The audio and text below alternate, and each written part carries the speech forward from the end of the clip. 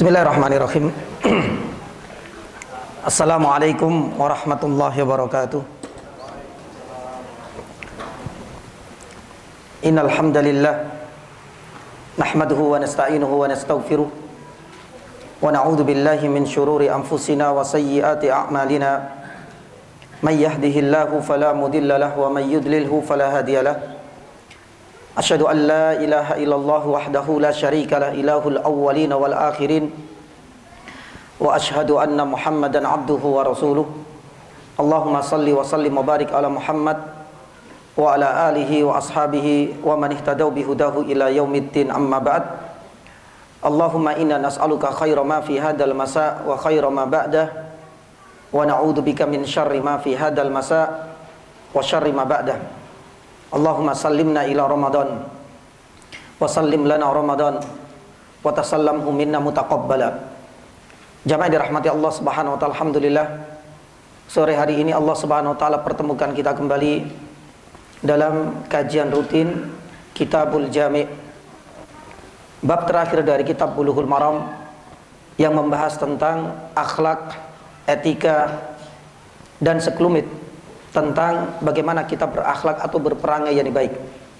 Dan ini adalah bagian penting yang memang diselipkan oleh pengarang Ibnu Hajar Al-Asqalani di dalam kitabnya Bulughul Maram. Jamaah dirahmati Allah Subhanahu wa taala, saat ini kita merasakan bagaimana sedihnya dan mirisnya hati ini melihat saudara-saudara kita di belahan yang di sana sedang diuji oleh Allah Subhanahu wa taala dengan musibah yang amat besar. Tidak hanya infrastruktur yang rusak parah, bahkan kejadian ini juga memakan banyak korban, bahkan ribuan korban. Saudara-saudara kita di Turki dan sebagian juga mengalaminya, yaitu negeri Syria.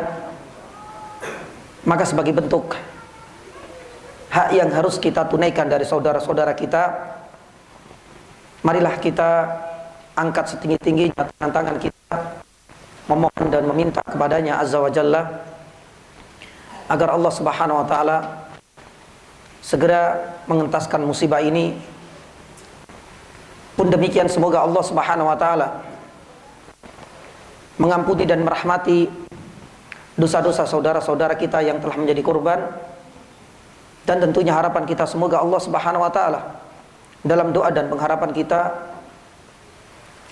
mengaruniakan ketabahan dan tentunya kesabaran bagi saudara-saudara kita yang masih diberikan kehidupan.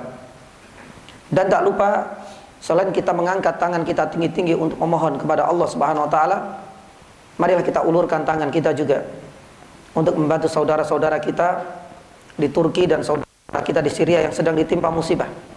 Karena ini adalah hak saudara-saudara kita seiman yang harus kita tunaikan. Alhamdulillah, lembaga-lembaga sosial pun demikian, bahkan lembaga-lembaga pendidikan yang ada di sekitar kita, bahkan di negara kita ini sudah gencar-gencarnya juga membuka donasi yang nanti insya Allah akan distribusikan kepada saudara-saudara kita. Tentunya ini butuh kemauan dan tekad yang kuat, dan tentunya ini pun membutuhkan keikhlasan dan ketulusan kita. Mungkin kita tidak merasa jamaah dirahmati Allah, saudara-saudara kita yang jauh secara jarak dari negara kita, tapi negara-negara itulah dahulu pernah juga membantu meringankan beban saudara-saudara kita yang ada di negara kita.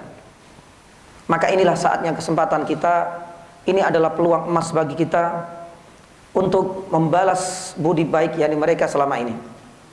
Alhamdulillah, sekali lagi banyak sekali flyer-flyer yang sudah bertebaran, dan semoga kita mampu mengetuk hati kecil kita untuk membantu dan mengulurkan tangan kita guna membantu saudara-saudara kita di sana.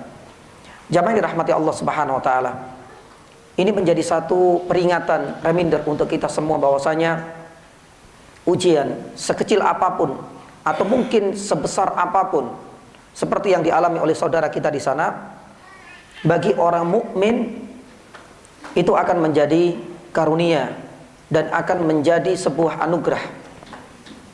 Bagi mereka yang meninggal, insya Allah mudah-mudahan Allah Subhanahu wa taala mengampuni mereka dengan keimanannya.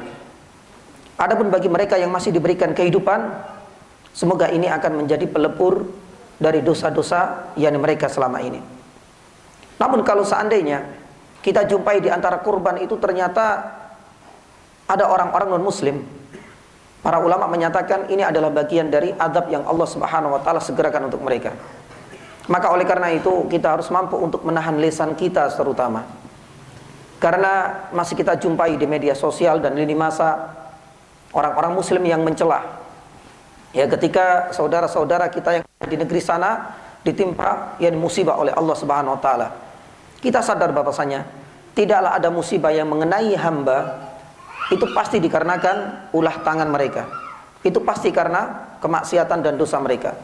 Sebagaimana firman Allah Subhanahu wa taala, "Wa ma asabakum min musibatin fabima kasabat aydikum." Tidaklah ada yang mengenai pada dirimu dari sekecil apapun ujian yang Allah Subhanahu wa taala turunkan kecuali itu adalah buah dari tangan-tangan dan ulah dari tanganmu yakni sendiri.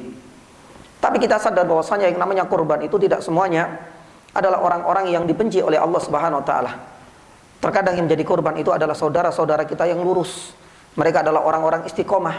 Tapi kaidah inilah yang seharusnya mampu membuka mindset dan pola pikir kita yang selama ini mungkin barangkali salah di dalam memahami ayat tersebut. Kalau seandainya itu bagi orang-orang yang buruk akhlaknya, orang-orang muslim, ini adalah azab bagi mereka. Tapi kalau seandainya di antara korban ratusan bahkan ribuan ini saudara-saudara kita yang lurus akidahnya, maka insya Allah ini akan menjadi wasilah untuk meringankan proses yang hisab nanti, dan ini akan menjadi pelebur bagi dosa-dosa mereka. Jamaah yang dirahmati Allah Subhanahu wa taala, ini mengingatkan diri pribadi dan para jamaah yang dirahmati Allah Subhanahu wa taala, terutama dahulu hadis yang pertama kita membahas tentang hak saudara kita dengan saudara kita yang lainnya. Adapun sore hari ini kita akan melanjutkan hadis yang kelima kalau menurut urutan yang ada di dalam Kitabul Jami'.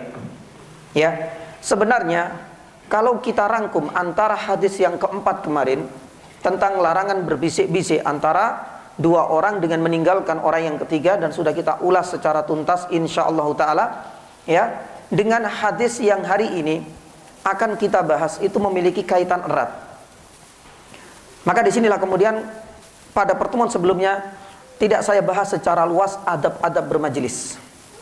Ya, adapun hadis yang kelima ini saya memang sengaja membuat judul kajian ini adab-adab bermajelis, karena setelah ini kita tidak akan menjumpai lagi adab-adab bermajelis kecuali hanya dua hadis pada pertemuan sebelumnya dan hari ini saja yang disebutkan oleh Ibnu Hajar Asqalani. Maka hal inilah yang kemudian menjadi saya terketuk untuk menyampaikan apa saja sih adab-adab dalam bermajelis. Apakah hanyalah larangan ketika kita bermajelis itu berbisik-bisik, ataukah hanya larangan yang akan kita bahas di hadis yang kelima ini saja? Tidak. Tentunya banyak sekali adab-adab yang lain yang memang sengaja belum disebutkan oleh Ibnu Hajar, dan mudah-mudahan pada kesempatan hari ini bisa kita tuntaskan seluruh adab-adab dalam bermajelis. Tapi kita tidak akan bisa lepas dari hadis yang kelima, karena ini adalah bagian dari amanah ilmiah. Ini adalah bagian dari amanah yang harus benar-benar kita tunaikan dari pengarang kitab ini. Karena di hadis yang kelima ini memang menjadi salah satu di antara budaya di antara kita. Ketika kita merasa bahwasanya posisi atau bahasa kerennya daya tawar kita di masyarakat ini tinggi, atau mungkin barangkali kita adalah pejabat teras, atau mungkin barangkali kita adalah orang yang paling dermawan dan paling kaya, atau mungkin barangkali kita adalah artis yang paling tersohor dan paling populer di Indonesia. Lah, disinilah yang kemudian menjadikan alat dan seringkali dijadikan sebagai wasilah untuk melanggar adab-adab yang sudah dinaskan, yang sudah disabdakan oleh Rasulullah sallallahu alaihi wasallam. Ya, salah satunya adalah tidak boleh kemudian melangkai haknya orang, apalagi kemudian mengusir orang yang sudah berada di depan. Lah, mungkin karena inilah Ibnu Hajar Al-Asqalani rahimahullahu ta'ala mencantumkan larangan ini, karena larangan ini mungkin dianggap biasa, bahkan menjadi budaya di masyarakat kita, padahal itu melanggar. Bahkan itu bukan termasuk etika yang dibenarkan di dalam syariat kita. Baik, kita akan bacakan terlebih dahulu jamaah dirahmati Allah Subhanahu wa taala. Kemudian kita akan masuk ke adab-adab yang lain. Adapun adab yang sudah kita bahas tidak akan kita ulas lagi. Sebagaimana yang sudah kita sampaikan pada pertemuan yang sebelumnya. Hadis ini diriwayatkan dari Abdullah ibnu Umar radhiyallahu taala anhu. Bagi yang memiliki kitabnya bisa dibuka atau mungkin barangkali lewat kitab PDF itu nanti bisa disimak pula. Hadis yang kelima ini diriwayatkan dari Abdullah ibnu Umar radhiyallahu taala anhuma, di mana beliau meriwayatkan sebuah hadis mulia dari Nabi sallallahu alaihi wasallam. Rasul sallallahu alaihi wasallam bersabda, la yuqimur rajulu ar-rajula min majlisihi. Lah ini seringkali kita jumpai di masyarakat kita. Tsumma yajlisu fihi walakin tafassahu wa tawassau. Hadis ini muttafaqun alaihi, disebutkan dalam Sahih Bukhari dan Sahih Muslim. Hanya saja nanti ada beberapa riwayat yang hampir mirip dengan redaksi hadis yang dicantumkan oleh Ibnu Hajar di dalam kitabnya Bulughul Maram ini. Apa arti dan terjemahan dari hadis ini? Hadis ini memiliki makna, janganlah seseorang itu memaksa saudaranya berdiri dari tempat duduknya. Nanti kita akan bahas terkait misalnya booking tempat misalnya, boleh nggak kalau seandainya di tempat umum. Nanti kita akan bahas pula. Tapi kalau seandainya tempatnya sendiri boleh nggak? Karena larangan Nabi Shallallahu Alaihi Wasallam ini masih umum. Intinya, ketika seseorang itu datang terlambat, itu jangan sampai memaksa saudaranya untuk berdiri dari tempatnya. Tsumma yajlisu fihi. Setelah diusir, setelah disuruh mundur mungkin barangkali, setelah disuruh berpindah ke tempat yang lain, kemudian dia menempati tempat tersebut. Padahal dia datang belakangan. Baik. Akan tetapi kata Rasulullah Shallallahu Alaihi Wasallam memberikan solusi. Hendaknya mereka saling melapangkan tempat. Itu kalau seandainya masih ada tempat. Nanti kita akan bahas. Dan seharusnya mereka ini merenggangkan tempat untuk saudaranya yang baru datang. Jadi ini adalah berkaitan dengan hak yang mulia. Baik hak yang kita berikan sebagai bentuk penghormatan saudara yang datang terlambat. Karena orang yang datang terlambat tidak selamanya dikarenakan faktor malasnya mereka. Mungkin barangkali ada udzur-udzur syar'i yang tidak bisa ditinggalkan. Pun demikian, ada adab juga. Kalau kita merasa terlambat, maka di sini Rasulullah SAW mengajarkan kepada kita, la yuqimur rajula ar-rajula. Jangan kemudian merasa kita adalah orang yang paling terhormat, kemudian datang merasa dia paling pantas untuk duduk di depan, akhirnya kemudian banyak hal yang nanti akan tertolimi. Mulai dari melangkai satu leher ke leher yang lain, apalagi nanti kemudian sampai nyuruh. Melihat yang paling depan ini dari strata sosialnya dia nggak terlalu tinggi lah, atau mungkin barangkali dia hanya cleaning service saja. Dia adalah karyawannya, disuruh untuk pindah. Nah, hal-hal seperti inilah yang kemudian Rasulullah Sallallahu Alaihi Wasallam ingin mengajarkan kepada kita. Dan inilah bukti bagaimana kesempurnaan syariat Islam itu sendiri.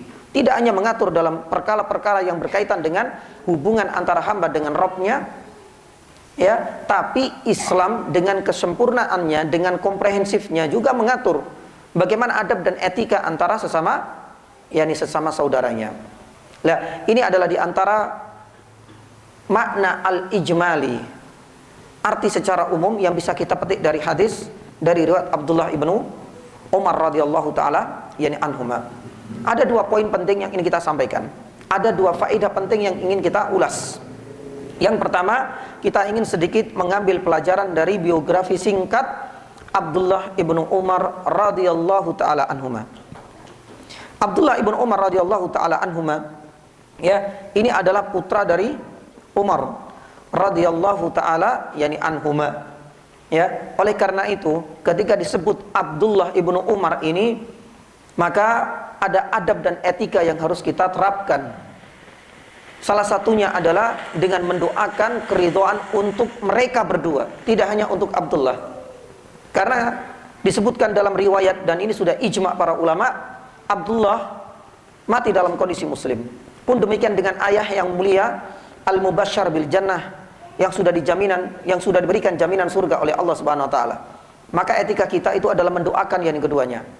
Ketika disebut Abdullah ibn Umar, bukan hanya radhiyallahu taala anhu, tapi radhiyallahu anhuma. Sama juga dengan sahabat yang lain yang kita jumpai, antara anak dengan ayah keduanya adalah sahabat. Ya, seperti yani Usama ibnu yani Zaid. Keduanya adalah sahabat yang mulia. Bahkan ayahnya adalah hibbun Nabi sallallahu alaihi wasallam. Maka menjadilah putranya ibnu hibbin Nabi sallallahu alaihi wasallam, yang kita tahu dalam sejarah Islam ya mencatat dengan tinta emasnya bagaimana Usama ini kelak menjadi seorang ahli militer yang tersohor. Pun demikian dengan Jabir ibnu Abdullah radhiyallahu taala anhuma. Ini juga sama. Kita mengenal Jabir, ayahnya sahabat, Jabir pun yani seorang sahabat. Maka ketika disebut nama-nama seperti ini, salah satu di antara etika dan adab kita kepada Nabi, kepada para sahabat itu adalah mendoakan keridhaan untuk mereka. Ya. Abdullah ibnu Umar radhiyallahu taala anhuma ini masuk Islam di usia yang sangat muda sekali. Sebagian sejarawan mengatakan di usia 10 tahun. Hal ini bersamaan dengan masuk Islamnya siapa? Sang ayah tercinta, yaitu Umar bin Khattab radhiyallahu taala anhu. Umar bin Khattab radhiyallahu taala anhu menjadi orang yang ke-40 dalam catatan para sejarawan. Masuk Islam ya ketika Rasulullah SAW yang punya markas dan bahasa kita Islamic centernya di rumah salah satu sahabat di kota Mekah, yaitu Zaid ibnu Abi Al-Arqam ibnu Abi Al-Arqam radhiyallahu taala anhu. Maka Umar inilah yang kelak ya kita tahu masuknya Umar inilah yang kemudian menjadilah kejayaan Islam, menjadilah kaum muslimin sudah merasakan ya nikmatnya Islam dan nikmatnya beribadah itu tanpa ada rasa takut yani sama sekali. Taib. Lah ini adalah putranya Umar. Bersamaan dengan masuk Islamnya Umar ibn Khattab, putranya, bahkan putrinya pun demikian, yaitu Hafsah yang kelak akan dipersunting dan menjadi pendamping hidup Nabi sallallahu alaihi wasallam. Lah Abdullah ibn Umar radhiyallahu taala anhuma ini punya banyak yani kisah, yani bagaimana kesungguhan yani beliau radhiyallahu taala anhuma ini di dalam mengikuti peperangan demi peperangan yang sudah diiklankan, yang sudah dipublikasikan oleh Nabi sallallahu alaihi wasallam. Tapi apalah daya, ternyata Abdullah ibnu Umar radhiyallahu taala anhuma bersama para teman-temannya sebaya ini ternyata tidak mendapatkan izin sama sekali dari Nabi sallallahu alaihi wasallam. Makanya disebutkan di dalam sebuah riwayat, ya teman-teman sebayanya ini akhirnya kemudian ditolak Nabi sallallahu alaihi wasallam balik sembari mereka menangis. Ya, apa alasan Nabi sallallahu alaihi wasallam? Faktor usia. Ini adalah salah satu syarat untuk berperang. Jadi peperangan itu bukan hanya sekedar maaf, ya menyerahkan nyawa, yang penting mati syahid, tidak selebay itu. Aturan yang syariat kita itu punya aturan-aturan yang ketat. Ya, minimal itu adalah usia 15. Lah, inilah syarat pertama yang tidak terpenuhi pada beberapa yakni sahabat junior kala itu. Mereka punya, maaf ya bahasa kita mungkin geng gitu ya.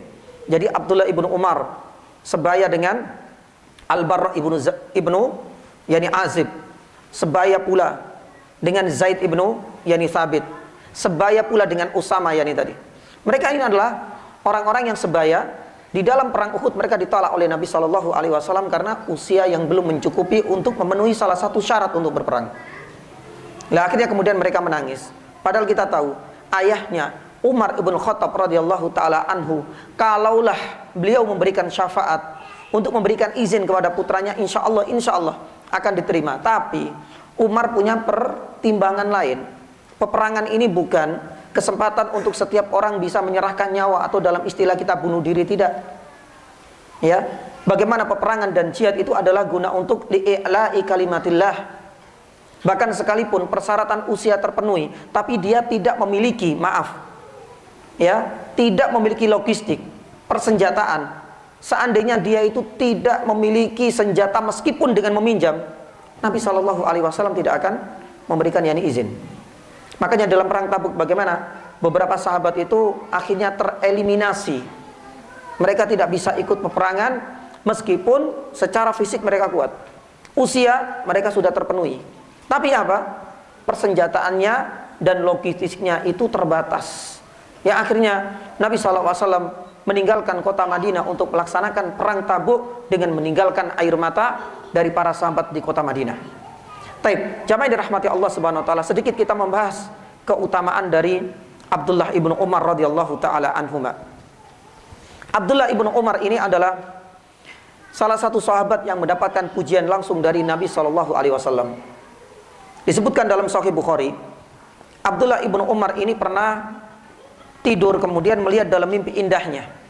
Ya, lah dalam mimpi ini kemudian disampaikan kepada Hafsah, dan kita tahu Hafsah ini adalah kakaknya plus Hafsah radhiyallahu taala anha ini menjadi istrinya siapa? Nabi SAW. Karena Abdullah ibnu Umar ini masih muda, masih kecil, malu untuk menyampaikan hal ini, jadi lewat wasilah yakni kakaknya. Intisarinya Nabi SAW kemudian menyanjung, melontarkan pujian untuk Abdullah ibnu Umar yang kala itu masih di usia belianya. Aku melihat ya tanda-tanda kesolehan pada Abdullah ibnu Umar radhiyallahu taala anhu. Dan ini adalah salah satu di antara rekomendasi dari Nabi SAW. Selain itu juga Abdullah ibnu Umar radhiyallahu taala anhu pernah mendapatkan pujian yang lain dalam sebuah kisah yang sangat masyhur yakni sekali, ni'mar rajul Abdullah law kana yusalli minal lail. Karena ini ada kronologinya. Karena Abdullah ibnu Umar radhiyallahu taala anhu ini ya dahulu pernah ikut ya tidur-tiduran di masjid bersama para sahabat senior, tapi dia nggak sholat. Berbeda dengan para sahabat yang lain, tidur itu hanya secukupnya untuk menghilangkan penat dan capek ketika menghidupkan malam-malam panjangnya. Kalau Abdullah ibnu Umar ini enggak. Tapi ketika hal ini ya disampaikan kepada Nabi SAW, Rasulullah SAW ingin mengambil hatinya Abdullah ibnu Umar dengan melontarkan pujian, ni'mar rajul, sebaik-baik lelaki. Subhanallah ya. Padahal kalau kita tahu ya, ni'mar rajul, sebaik-baik lelaki di sini, ya kita tidak memungkiri bahwasanya Abu Bakar itu adalah yang terbaik setelah Nabi SAW di masa itu. Ya, tapi Nabi SAW yang punya alasan yang lain. Bagaimana pandai dan cerdasnya Nabi SAW mengambil hati Abdullah ibnu Umar yang kala itu di usia belia. Sebaik-baik lelaki itu adalah Abdullah ibnu Umar, sudah nggak ada yang lain. Tapi apa? Laukan ayusalli minal lail. Rasulullah SAW memberikan catatan, asalkan Abdullah ini tidak hanya nebeng tidur di masjid, tapi sholat malam. Subhanallah, Nabi SAW nggak menyuruh kan, memuji. Tapi pujian inilah yang kemudian memantik Abdullah ibnu Umar itu. Semenjak itu hingga sampai wafatnya, beliau hampir tidak pernah meninggalkan sholat malamnya. Subhanallah. Tidak hanya sholat malam ya nih jamaah. Ya, nanti kita akan yang disebutkan bagaimana keutamaan dia dalam beribadah dan semangatnya beliau dalam yakni beribadah kepada Allah Subhanahu wa taala. Ya. Bahkan disebutkan oleh muridnya Nafi rahimahullahu taala, untuk urusan sholat malam itu enggak ada yang mampu menandinginya, dan itu diakui oleh sahabat yakni sahabat juniornya atau sahabat-sahabat yang senior. Bagaimana kuatnya yakni dia dalam menjaga sholat malamnya. Dan disebutkan oleh Nafi, beliau melaksanakan salah satu sunnah yang dulu sudah diterapkan oleh sahabat senior, yaitu Bilal ibnu Rabah. Kata Nafi, tidaklah Abdullah ibnu Umar ketika berhadas pasti beliau berwudu. Habis berwudu apa? Yani sholat. Habis sholat biasanya dia baca Quran. Subhanallah. Dan begitulah rutinitas yani dia hampir ya di setiap yani harinya, terutama sholat malamnya. Makanya Nafi sebagai muridnya ini tahu betul dia selalu menjaga sholat malamnya. Bahkan setiap kali sudah mendekati yani sahur, dia bertanya, wahai Nafi, apakah sudah datang waktu sahur? Subhanallah. Belum wahai gurunda tercinta. Dia lanjut sholat. Sampai kemudian ketika sudah masuk waktu yani sahur, beliau nggak tidur. Barulah kemudian beliau ganti dengan berdoa kepada Allah Subhanahu wa taala, karena ini adalah waktu mustajab. Sampai datang waktu yani subuh. Yani subhanallah, inilah semangatnya yani beliau di dalam beribadah kepada Allah Subhanahu wa taala. Bahkan Imam Nafi pernah menjadi saksi sejarah. Ketika itu dia pernah terlambat sholat isya. Terlambat yani sholat isya. Sampai dia menganggap ini harus ada kafarat yang harus dibayarkan. Apa kafaratnya ya nih jamaah? Ya, ketika dia terlambat yakni sholat isya, dia sudah berjanji kepada dirinya malam ini gak akan tidur aku. Hanya karena faktor apa? Yang terlambat yakni sholat isya. Luar biasa sholat malamnya, sholat wajibnya. Ya, ini tidak ada yang benar-benar mampu untuk menyainginya, dan itu diakui oleh sahabat-sahabat yang lain. Kemudian di antara keutamaan yang kedua, selain beliau pernah mendapatkan pujian, ya, terutama dalam hal kesolehan dan ibadahnya, Abdullah ibnu Umar ini adalah salah satu di antara sahabat yang punya keistimewaan dalam memberikan fatwa. Ya, mungkin istilah kita dewan fatwa di zaman yakni sahabat itu dipegang oleh 4 orang yang dikenal dengan Al-Abadilah, yang semuanya itu memiliki nama awalnya Abdullah. Ada 4 orang. Ya, dewan fatwa ini terdiri dari 4 orang. Mulai dari Abdullah ibnu Umar sendiri, kemudian yakni Abdullah ibnu Abbas, kemudian Abdullah juga namanya Abdullah ibnu Amr ibnu Al-As, dan yang terakhir adalah Abdullah ibnu Az-Zubair ibnu Al-Awwam. Ini adalah 4 dewan fatwanya di masa sahabat, yang mereka didominasi oleh anak-anak muda yang semuanya memiliki nama Abdullah. Abdullah ibnu Umar, putranya Umar. Abdullah ibnu Abbas, sepupunya Nabi SAW, putranya dari Abbas. Abdullah ibnu Amr ibnu Al-As, kita tahu ayahnya adalah sahabat yang mulia, Amr bin As. Dan yang terakhir adalah Abdullah ibnu Az-Zubair ibnu Al-Awwam, putra dari salah satu yang dijamin surga, yaitu Az-Zubair ibnu yani Al-Awwam. Kemudian keutamaan yang ketiga, yakni sebelum terakhir, Abdullah ibnu Umar radhiyallahu taala anhuma ini jamaah dirahmati Allah, termasuk yakni ahli hadis dan termasuk sahabat yang paling banyak meriwayatkan hadis. Ya, tercatat di dalam buku-buku hadis, ya, Abdullah ibnu Umar ini kalau di ranking itu ternyata menduduki ranking yang kedua, dan termasuk di antara sahabat yang paling muda. Di antara 10 sahabat yang paling muda, ya, beliau mendapatkan ranking kedua dari sahabat yang paling banyak meriwayatkan hadis. Yang pertama itu adalah Abu Hurairah. Lah, baru kemudian berikutnya adalah Abdullah ibnu yani Umar. Jamaah dirahmati Allah Subhanahu wa taala. Ada sekitar 2630 hadis. Padahal kala itu beliau baru berusia 21 tahun. Bayangkan 21 tahun sekarang usia berapa? Anak-anak perkuliahan ya Pak ya? Atau SMA? Ya, itu sudah menghafal 2630 yakni hadis. Ya, makanya menempatkan posisi yakni beliau di antara 10 the best 10 sahabat yang paling banyak meriwayatkan hadis dari Nabi sallallahu alaihi wasallam. 2600. Kalau masalah Al-Qur'an itu tidak ada rankingnya karena semua sahabat sudah hafal Al-Qur'an, tapi hadis enggak sembarangan. Adapun yang terakhir, ya, keutamaan yang keempat ini sampai mendapatkan pengakuan dari Aisyah radhiyallahu taala anha, yaitu semangat yakni beliau di dalam mengikuti sunnah Nabi sallallahu alaihi wasallam dan melestarikannya. Masih muda, semangat mengikuti sunnah Nabi sallallahu alaihi wasallam dan tetap melestarikannya. Bukankah para sahabat yang lain juga mengikuti sunnah? Iya, tapi enggak sekuat, ya, enggak sekuat prinsipnya Abdullah ibnu Umar ibn Khattab radhiyallahu taala anhuma ini. Makanya disebutkan oleh Ibnu Nu'aim dari Khilatul Auliya, sebuah kisah yang sangat masyhur ini juga, ketika mengupas tentang biografi beliau ini. Abdullah ibnu Umar ini pernah melewati suatu tempat, kemudian beliau turun. Setelah turun ini ternyata dia naik yakni lagi kendaraan. Para sahabat dan murid-muridnya juga bingung, ngapain cuma sekedar turun, kalau seandainya hajat wajar, ini nggak ada hajat. Ternyata alasannya dahulu Nabi SAW pernah lewat jalan ini, dan di tempat itulah kemudian Nabi SAW pernah turun. Disebutkan dalam riwayat di tempat itu Nabi SAW buang hajat. Saya nggak punya hajat sama sekali, saya hanya ingin mengikuti sunnahnya Nabi SAW lewat jalan ini dan kemudian turun di tempat yang sama. Ya, tepat ini di pohon itu. Makanya pohon di situ disebutkan dalam Khilatul Auliya, itu setiap lewat jalan itu tetap dirawat oleh beliau, disiram airnya. Ya, mengingatkan apa? Mengingatkan, kalau bahasa kita lewat Google Maps itu kan dipin ya. Karena kan ya dahulu itu belum ada yang namanya plang desa ini, gapuro ini belum ada. Maka pohon itu dirawat betul oleh beliau sebagai pengingat bahwasanya jalan inilah dan di tempat inilah dulu Nabi Shallallahu alaihi wasallam pernah yakni turun. Lah ini diakui oleh siapa? Aisyah radhiyallahu taala anha. Aisyah sampai bahasa kita sudah geleng-geleng kepala. Subhanallah, tidak kita jumpai ya sahabat terutama di usia muda yang paling bersungguh-sungguh dan rajin menjaga sunnah Nabi dan melestarikannya melebihi semangatnya siapa? Abdullah ibnu Umar radhiyallahu taala yani anhuma. Inilah di antara 4 keutamaan. Dan Abdullah ibnu Umar ini meninggal di kota Makkah. Jadi subhanallah, kok bisa ya? Padahal Abdullah ibnu Umar ini kan kalau kita lihat prosesnya memang dari Makkah, kemudian hijrah bersama keluarganya, bersama ayah kota Madinah. Tapi catatan yang terakhir, beliau akhirnya kembali ke yani Makkah. Persis ini dengan akhir hidupnya Abdullah ibnu Abbas.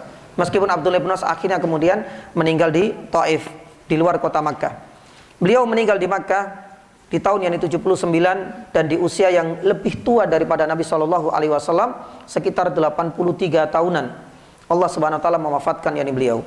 Ini adalah di antara biografi singkat dari Abdullah ibnu Umar radhiyallahu taala anhuma, dan mudah-mudahan keutamaan-keutamaan yang kita sebutkan ini memantik yani kita semangat untuk mengejar ketertinggalan kita. Terutama adalah semangat dalam qiyamul lail, semangat yani kita dalam menjaga wudhu kita sebagaimana yang dilakukan oleh Abdullah ibnu Umar, semangat kita dalam menuntut ilmu syar'i. Di usia 21 tahun sudah mampu menguasai dan menghafalkan 2600 yani hadis. Pun demikian tentunya salah satunya adalah semangat yani dalam menimba ilmu agar kita menjadi rujukan ya untuk masyarakat yani kita. Kemudian hal yang kedua yang kita sampaikan adalah berkaitan dengan adab-adab bermajelis. Kita akan sebutkan dari awal ya, kalau nanti sampai pada poin berkaitan dengan adab yang kemarin kita sudah ulas, maka berarti tidak kita yani ulangi kembali penjelasannya. Yang pertama yani jamaah dirahmati Allah Subhanahu wa taala, adab bermajelis itu adalah yang pertama, cari dan pilihlah ya majelis-majelis yang di dalamnya ada zikrullah, mengingat Allah Subhanahu yani wa taala.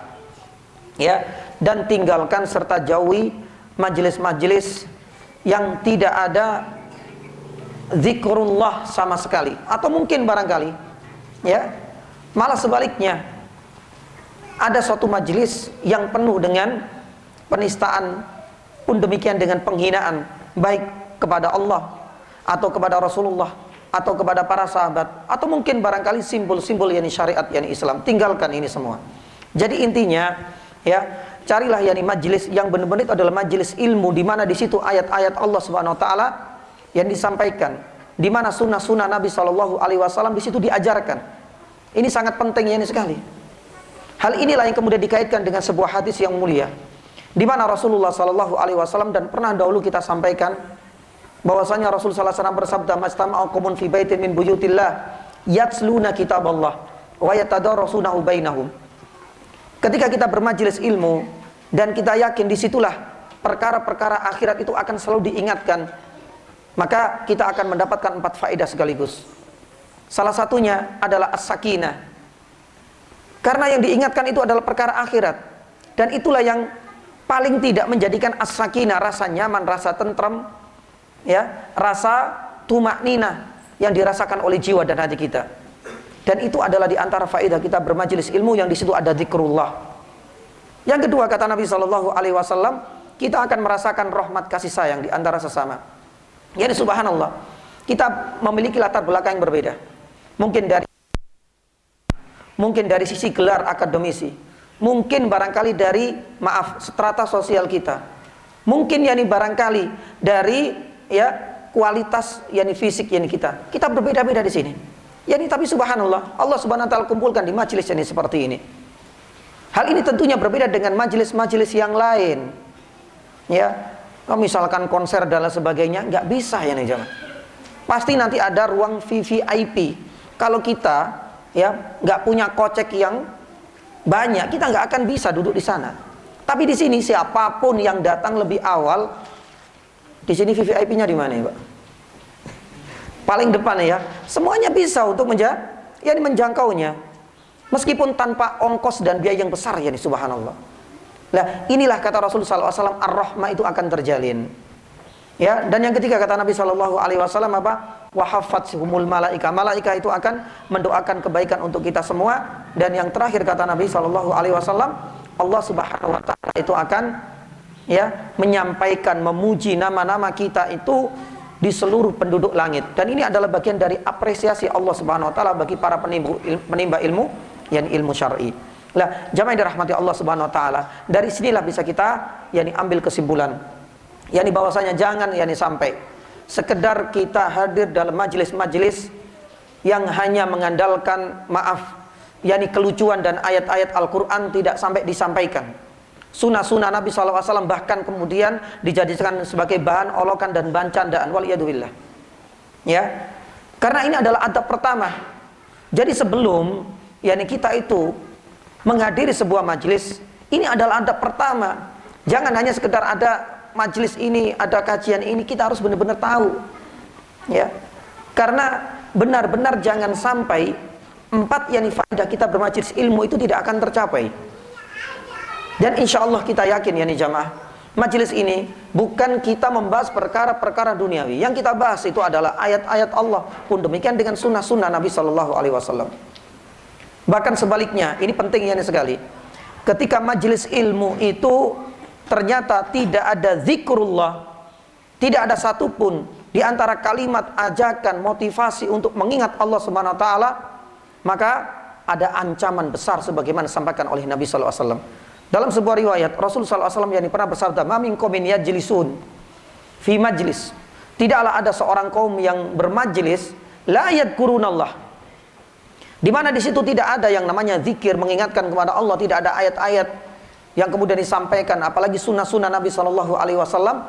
Kata Rasulullah Sallallahu Alaihi Wasallam, disebutkan di dalam riwayat tersebut, seperti halnya orang yang makan bangkai himar, ya, seakan-akan dia itu makan daging himar. Jadi kumpul-kumpulnya itu seperti daging himar. Kita tahu ya, sudah bangkai himar lagi. Himar itu adalah binatang yang haram untuk dimakan. Ini ada pembahasannya. Ada yang makan himar yang buas, dan ada yang jina. Ini ada pembahasan dalam fikih. Tapi secara umum, himar ini adalah termasuk di antara binatang yang haram dimakan. Ini bangkainya juga. Berarti kan haramnya bertumpuk-tumpuk. Makanya Rasulullah SAW mengibaratkan, kalau seandainya kita hanya kumpul-kumpul tidak mengingatkan diri kepada Allah Subhanahu wa taala, tidak ada ayat-ayat yang dibacakan, maka seakan-akan kita ini sedang rame-rame makan daging himar. Dalam riwayat yang lain disebutkan ala hasratin. Ala hasratin itu dia akan rugi. Kenapa? Karena waktunya terbuang. Mungkin 1 jam, 2 jam dia habiskan di majelis itu tidak sedikit pun menambah dan meningkatkan kualitas keimanan dan ketakwaannya. Maka ini yang kemudian menjadikan menjadikan dia akan merugi dengan jatah waktunya, dengan jatah usianya yang semakin berkurang setiap menit, setiap detik, dan setiap harinya, tapi ia tidak mampu untuk memproduktifkan jatah tersebut. Taib. Kemudian jamaah dirahmati Allah Subhanahu wa taala. Ya, di sisi lain para ulama juga menjelaskan bahwasanya majelis-majelis ilmu, di mana di situ ada anjuran, ada saling mengingatkan untuk kemuliaan, keagungan Allah Subhanahu wa taala, ini pun menjadi salah satu sebab orang-orang tersebut itu akan diampuni oleh Allah Subhanahu wa taala. Siapa sangka jamaah dirahmati Allah, kalau seandainya kita datang ke tempat seperti ini, saling mengingatkan dengan ayat Allah atau dengan sunnah Nabi Sallallahu Alaihi Wasallam, ternyata keutamaannya, balasan yang Allah Subhanahu wa taala siapkan itu luar biasa. Mungkin kita hanya menganggap kita hanya duduk di sini, tapi secara tidak langsung Allah Subhanahu wa taala akan meleburkan dosa-dosa kita. Makanya di dalam sebuah riwayat, dalam hadis yang sahih, Rasulullah Sallallahu Alaihi Wasallam mengingatkan dalam sebuah riwayat yang cukup panjang, yang disebutkan dalam Sahih Bukhari dan Sahih Muslim pun demikian, bahwasanya malaikat itu akan, bahasa kita patroli, yatufun, dan mencari orang-orang yang senantiasa mendatangi majelis ilmu. Dan ketika mereka di dalam majelis ilmu itu sering berzikir kepada Allah, subhanallah, yusabbihunah, kemudian yukabbirunah, bertakbir, yumajidunah, sering bertasbih, ingat kepada Allah Subhanahu wa taala. Di akhir hadis Nabi Sallallahu Alaihi Wasallam menyampaikan, Allah Subhanahu wa taala memberikan jaminan, qad ghafartu lahu, aku akan mengampuni dosa-dosanya. Subhanallah. Maka duduknya kita ini nggak sia-sia insyaallah jamaah. Asalkan kita itu benar-benar Satu, ya, benar-benar harus selektif agar waktu kita nggak sia-sia. Kita akan merasakan nikmatnya, yakni banyak hal tadi, terutama adalah as-sakinah yang ada dalam jiwa kita insya Allah. Dan yang kedua, tak terasa kita pulang dengan membawa yakni hati yang sudah di-delete, yang sudah dihapuskan dosa-dosa yang ada pada diri kita. Subhanallah, ini adalah nikmat yang luar biasa sekali. Tapi sebaliknya, yakni jamaah dirahmati Allah, kalau seandainya kita mendatangi tempat yang salah, ini menjadi salah satu di antara bukti Allah Subhanahu wa taala akan mengadab yakni kita. Ya, makanya di dalam sebuah riwayat Rasulullah sallallahu alaihi wasallam pernah bersabda, barang siapa yang hadir dalam majelis Allah tidak disebut, salawat pun yakni tidak disampaikan. Apa kata Rasulullah sallallahu alaihi wasallam? Ya, maka ingkana kana alaihim tiratan. Hal ini akan terputus keberkahannya, terputus yakni pahalanya. Bahkan Rasulullah SAW mengatakan, fa in syaa azzabahum. Kalau memang demikian kehidupan hariannya suka bermajelis, tapi tidak ada yang namanya zikrullah, bahkan salawat Nabi sallallahu alaihi wasallam itu tidak dibaca sama sekali, kata Rasulullah sallallahu alaihi wasallam, ini akan menjadi alasan bagi Allah Subhanahu wa taala akan mengadab yakni mereka. Maka hati-hati dengan ini semua yakni jamaah rahmati Allah. Semoga kita lebih selektif, ya, untuk yakni mendatangi kajian-kajian ilmu siapapun. Selama tadi syarat pertama dan adab pertama ini sudah terpenuhi, kita bisa bermajelis di sana, kita bisa hadir di sana, kita bisa mengambil yakni faedahnya. Tapi yang jadi masalah yakni saat ini yakni jamaah, banyak yakni sekali kajian-kajian yang ini adalah ibadah yang mulia bercampur dengan apa? yakni kemaksiatan. Ya, kadang-kadang yakni kajian bercampur dengan tari-tarian, maaf. Kadang-kadang yakni kajian-kajian tapi bercampur yakni dengan joget-joget. Bahkan wanita-wanita pun dipersilakan yakni untuk bernyanyi di hadapan yakni para pria-pria. Bagaimana kita menyikapi yakni hal ini? Meskipun yang dinyanyikan itu adalah zikir-zikir Allah, solawat-solawat, tapi dalam hal ini yakni jamaah dirahmati Allah Subhanahu wa taala, kita harus menyikapi hal ini dengan bijak. Karena ini adalah dua hal yang berbeda yakni jamaah. Kita tahu bahwasanya bermajelis ilmu ini adalah ibadah. Maka ibadah itu harus benar-benar kita jaga kemurniannya. Jangan sampai dicampuri dengan noda-noda kemaksiatan, kekufuran maupun yakni kesyirikan. Hal inilah yang kemudian menjadikan yakni ibadah ini tidak akan diterima oleh Allah Subhanahu wa taala. Ini adalah sebab utama kenapa zikir yakni seperti ini terlarang. Bukan karena yang kita baca ini tafsir Al-Qur'an, ya, tafsir Al-Qur'an kok dicampur yakni dengan apa? Yakni tarian, joget-joget, ini yang kemudian terlarang. Yakni sama juga kita membaca Al-Qur'an, maaf, kemudian kita bacanya di dalam WC, boleh nggak? Ya, yang kita baca ini Al-Qur'an, iya betul, kita nggak mengingkari. Tapi perbuatan ini terlarang karena apa? Faktor X. Bercampurnya amalan ibadah yang mulia ini di tempat yang memang itu terlarang. Karena ini adalah dua sisi yang tidak bisa kemudian disatukan. Maka oleh karena itu jamaah dirahmati Allah Subhanahu wa taala, ini penting yakni sekali. Jangan sampai keberadaan kita di tempat kita menimba ilmu, di tempat yang seharusnya kita ingin meningkatkan keimanan dan kualitas kita, malah di tempat itulah kita ikut nimbrung bareng menyaksikan penistaan syariat-syariat dan simbol-simbol Islam. Dan di tempat itu malah kita menikmati kemaksiatan-kemaksiatan yang dibalut yakni dengan zikir kepada Allah Subhanahu wa taala, wal iyadu billah. Nah, ini adalah catatan untuk kita semua, yakni tetap, ya, kita tidak memungkiri bahwasanya kumpul untuk membahas, mengingatkan kepada Allah Subhanahu wa taala hal yang bagus. Tapi jangan sekali-kali kita campur, kita balut dengan kemaksiatan, dengan kesyirikan, dengan kekufuran, dengan dosa-dosa yakni joget dan tari-tarian, karena ini adalah sesuatu yang terlarang. Sedikit membahas yakni tentang ini.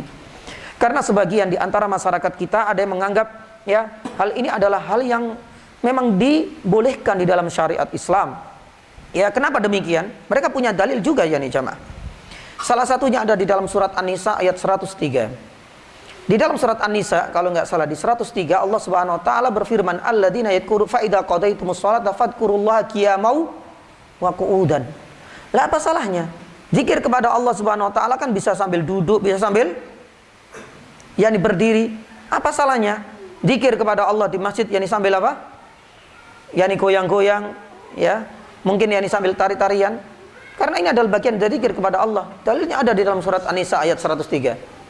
Pun demikian, sebagian di antara masyarakat kita ini mengambil dalil, dan ini hadisnya sahih, disahkan oleh Syekh Albani rahimahullahu taala dari riwayat Aisyah radhiyallahu taala anha, karena Aisyah itu pernah menyaksikan yakni sendiri pemuda-pemuda yakni dari Habasyah, yakni itu dalam redaksi hadisnya itu yarkusun, ya, menari-nari di mana? Di masjid. Lah bagaimana kita menyikapinya yakni jamaah dirahmati Allah? Ya, tentunya yakni jamaah dirahmati Allah Subhanahu wa taala, kita tahu bahwasanya berzikir kepada Allah Subhanahu wa taala ini adalah amalan ibadah yang mulia. Dan ketika itu dikaitkan yakni dengan ibadah, sekali lagi, ya, bahwasanya kemaksiatan itu tak akan yakni bisa menyatu dengan ibadah yang mulia.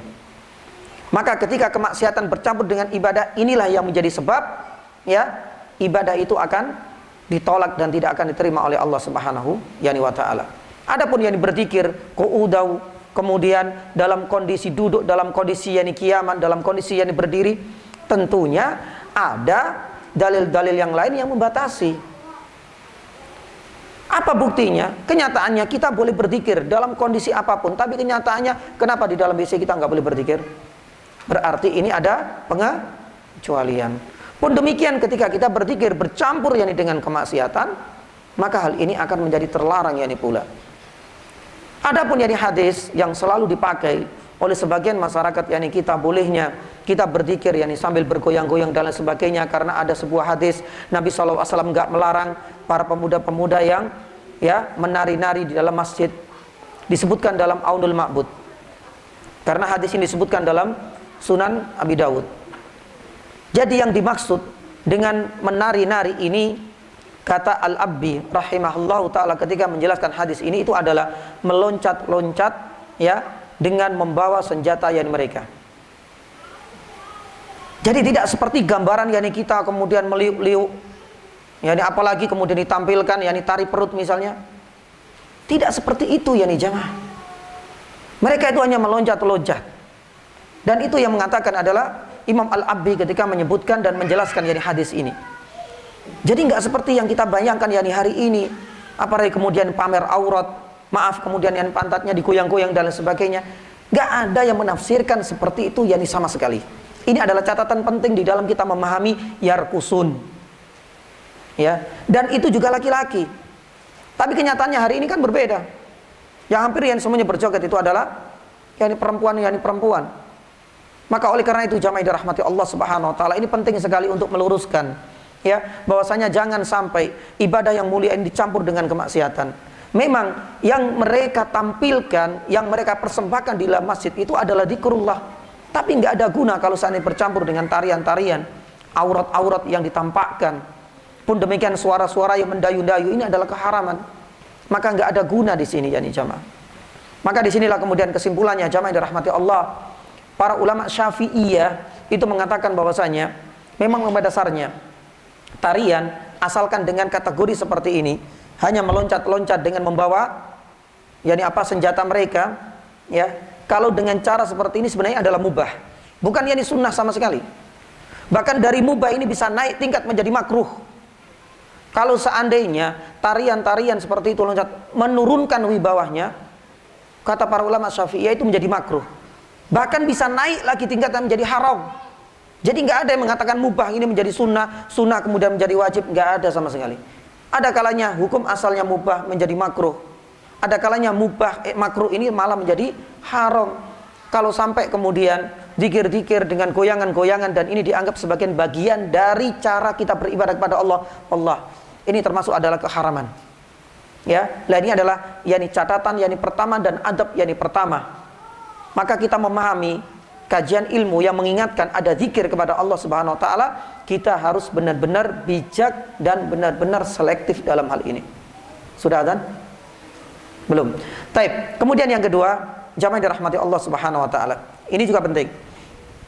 Faedah yang kedua yang bisa kita petik yakni dari atau adab yang kedua adalah memilih rekan yang baik. Ya, ketika kita bermajelis. Memang dalam bermajelis itu ada yang enggak baik, Ustaz. Ya bisa jadi, ya mungkin barangkali Ketika kita bermajelis yani dengan teman ini, subhanallah, setiap ketemu Zat, nggak di pasar, nggak di sawah, nggak di majelis ilmu, senengnya ngobrol mawon. Ya, otomatis yani hal ini akan menjadikan kita nggak nyaman dalam menimba yani ilmu. Karena teman yang baik ini memiliki kriteria yang sangat banyak. Coba kita lihat yani jamaah. Teman yang baik ini seandainya dia itu adalah orang yang semangat yani untuk menimba ilmu, bahkan yani suka untuk menulis, ini akan tertular kepada kita. Oh, masya Allah ya, datangnya nggak telat, mungkin dia nggak punya udzur. Yang kedua ya, kemudian dia suka mencatat. Lah, ini akan membangkitkan yani kita. Lah, teman yang baik ini penting yani juga. Apalagi yani adabnya ya, ketika dia duduk, akhirnya kemudian kita tertarik yani untuk mencontohnya. Ya, pun demikian tutur katanya yang baik, kita pun bisa mendapatkan faedah dan pengaruh positif yani darinya. Lah, inilah penting sekali dalam bermajelis. Jadi ketika majelis ilmu itu sudah ada flyernya, yakin ini masuk ya kriteria pertama, bismillah kita berangkat. Tapi tentunya di majelis ini kan beragam orang. Yani tentu kita harus benar-benar juga mencari teman yang baik. Maka oleh karena itu jamaah dirahmati Allah, Rasulullah SAW pernah bersabda, almar'u ala dini yani khalil, falyandur may yukhalil. Ya, jadi sebenarnya orang itu seringkali ya itu mengikuti keyakinan, mungkin barangkali kebiasaan, mungkin barangkali ya hobi. Oh, ini lato-lato misalnya. Karena kepengen temennya, akhirnya kemudian apa? Ikut-ikutan. Makanya para ulama itu mengatakan bahwasanya sebenarnya tabiat itu adalah pencuri. Berdasarkan yani hadis ini. Kenapa Nabi SAW mengatakan bahwasanya almar'u ala dini khalili. Orang itu bisa kita tahu karakternya, kebiasaannya itu seringkali mencontoh dari temannya, teman dekatnya, sahabat kentalnya. Ya, kata Rasulullah SAW itu demikian. Almar'u ala din falyandur may yukhalil. Kalau pengen tahu seperti apa sih kebiasaannya, tabiatnya, dilihat siapa teman-temannya yani terlebih yani dahulu. Makanya di dalam disebutkan dalam riwayat banyak sekali mengatakan bahwasanya tabiat itu mencuri. Tabiat itu mencuri. Tahu kan? Ya, seorang pencuri itu kan selalu memanfaatkan momen yang tepat. Di saat ada kelengahan pasti sudah. Harta bendanya itu akan beralih yani tangan kepadanya. Pun demikian dengan tabiat seseorang. Ketika kita itu punya teman, ya, sedangkan tabiat ini kita berbeda. Tapi di sini kita lengah. Suatu saat kelengahan kita inilah yang akan menyeret diri kita untuk mengikuti kebiasaan, keyakinan, mungkin barangkali sampai agama, yakni temannya. Wal iyadu billah. Makanya bagus sekali perkataan para ulama ini. Jadi tabiat itu laksana seorang pencuri. Yani sama juga yani jamaah. Teman-teman di samping kanan kiri ini sangat mempengaruhi yani kita juga. Ya maaf ya bahasanya. Kadang-kadang kalau seandainya ini saja ya. Ini orang sing anggap siji biasanya langsung ya, kalau orang-orang yang sepuh ya ini sudah punya udzur ya, kita butuh apa? Sendean, itu wajar. Tapi nek sing muda-muda kemudian waduh kok rasanya kesel ya, gegeri ya, ayolah gelek sing guri, akhirnya kemudian senderan. Ya sudah kita ngikut ya nih senderan. Apa yang terjadi? Kok rasanya kesel ya ini apa lagi? Diselonjorke, wis mulai angop-angop bareng. Habis itu apa? Bablas ya ini sudah mas. Sudah adzan mas, ya sudah selesai. Ya, itulah yani kondisi yani kita. Ternyata memang maaf yani tabiat yani teman itu bisa memberikan pengaruh. Ya, ada kalanya pengaruh positif yani tadi. Kalau temannya sergap dia akan semangat. Tapi kalau temannya maaf yani malas-malasan, kurang rajin, ini akan memberikan yani pengaruh tapi bukan positif, pengaruh buruk dan negatif untuknya. Makanya Rasulullah SAW dalam sebuah hadisnya dan sangat ma'ruf yani sekali, permisalahan orang yang ya, apa itu masalu al-jalis yani as-salih. Ya, teman yang baik itu seperti penjual minyak wangi. Wah, kayaknya saya disanjung ini karena saya jualan minyak wangi. Kasihan nanti yang di sini pandai besi. Taib. Enggak seperti itu ya nih jamaah. Ya, ini permisalan ya nih saja. Ya, tidak ada kaitannya dengan profesi. Tidak ada kaitannya dengan profesi. Jadi Nabi SAW mengatakan bahwasanya ya ibarat saja. Jadi ibarat yakni teman yang baik itu adalah seperti orang yang jualan minyak wangi. Karena minimal kita akan dapat satu di antara tiga. Yakni satu, Mungkin barangkali kita bisa dikasih hadiah, luar biasa, dikasih minyak wangi, luar biasa. Bahkan Nabi SAW dalam riwayat yang lain itu nggak boleh menolak kalau seandainya kita dikasih minyak wangi. Atau paling enggak kalau nggak dikasih ya kita beli. Dan ini bagus. Dan ini adalah bagian dari sunnah. Ketika kita sholat kita bawa, kemudian yang kita pakai kita kasihkan kepada orang lain. Subhanallah, ini adalah sebagai bagian dari sedekah yang terbuka untuk kita kesempatannya. Atau yang ketiga, nggak dikasih, kita pun nggak beli karena mungkin barangkali ongkosnya, atau mungkin barangkali dia jualannya yang mahal-mahal ya jenisnya, yang paling tidak ya dikasih apa? Ya, dikasih mungkin diteleti seperti ini harganya sekian, ini harganya sekian. Subhanallah, tiap hari Jumat datang ke sana sebelum ke masjid ini, Pak. Dapat apa? Minyak wangi gratis ya. Lah, paling tidak atau berteman dengan ini akan kena pengaruh baiknya. Ya mungkin dari salaman wis lumayan alhamdulillah wangi. Lah, ini adalah gambaran. Subhanallah, begitu indahnya ilustrasi yang digambarkan oleh Nabi sallallahu alaihi wasallam. Tapi hati-hati. Ada karakter buruk dari orang-orang yang tidak punya perangai yang baik. Itu diibaratkan oleh Nabi sallallahu alaihi wasallam pandai besi. Bukan berarti kemudian jangan sekali-kali semenjak kajian ini berteman dengan enggak ada sama sekali. Nabi SAW enggak mengatakan demikian ya. Tapi ini cuma kok pas loh Pak Fajri. Ya, insya Allah enggak. Ini enggak ada kaitannya dengan apa? Profesi jamaah. Allah enggak ada kaitannya dengan profesi ya. Tapi Nabi SAW itu cuma memisalkan saja. Ya, karena orang yang kehidupannya ya itu berkutat dengan hal-hal yang tidak hanya pandai besi ya. Banyak hal. Mungkin barang kehidupannya itu dengan pekerjaan-pekerjaan yang berat misalnya. Ya sekarang kalau kita ganti mungkin barangkali tukang listrik misalnya. Ini kan bahaya kalau kita nggak punya apa? Nggak punya pengalaman dalam hal ini. Mungkin barangkali kita yang kena setrum dan lain sebagainya. Pokoknya diikuti aja teman ini. Sampai dia lagi masang dan lain sebagainya. Dia biasa. Tapi kalau kita nggak biasa, kita yang akan kena imbasnya. Makanya Nabi SAW kala itu mengambil contoh pandai besi. Ya karena subhanallah kehidupannya dengan api panas. Lah inilah kemudian Rasulullah, kalau kita itu nggak terbakar ya, mungkin barangkali kena gosong-gosongnya baju-baju kita, karena kan pandai besi itu kan bisa baranya bisa kemana-mana kan. Atau paling tidak kata Nabi SAW, bau kok perengus, bau apa Pak namanya? Bukan bau, bau asapnya itu kan kita juga akan kena gitu loh. Subhanallah, ini adalah permisalan. Intinya jamaah dirahmati Allah Subhanahu wa taala. Ini sangat penting sekali di saat kita hadir di kajian, tetap kedepankan semangat kita untuk memilih teman-teman kanan kiri kita guna untuk menunjang semangat kita dalam bermajelis ilmu. Ya, kalau ada yang nyatat atau yang semangat yang nggak pernah ngantuk, dekati ini. Saya biasanya ngantuk Ustaz. Kalau jejer dengan ngantuk ya wes bablas. Ya mungkin barangkali cari yang beda gitu loh. Lah ini sangat penting sekali. Tentunya ada pengecualian jamaah. Jangan sampai kemudian gara-gara faktor ini bapak dengan anak wis aku gelek sing bapak-bapak wae anaknya ditinggal akhirnya kemudian nggak ada yang jaga. Tetap ada pengecualian. Kalau bawa anak-anak tetap dijaga, diawasi juga. Bukan berarti kemudian kita bersama dengan orang-orang anak nggak diawasi kemudian dibiarkan tidak.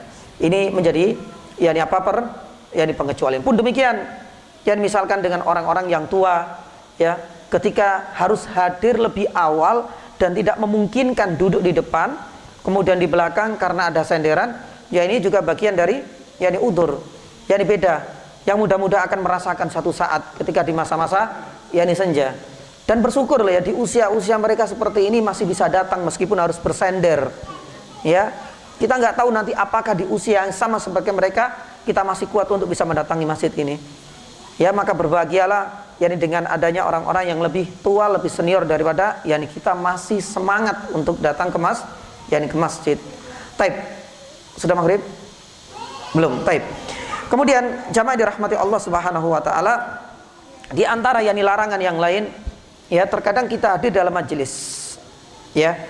Tapi teman-teman yang kita duduk bersamanya itu ternyata adalah teman-teman yang terkenal dengan pemikiran yang sesat misalnya.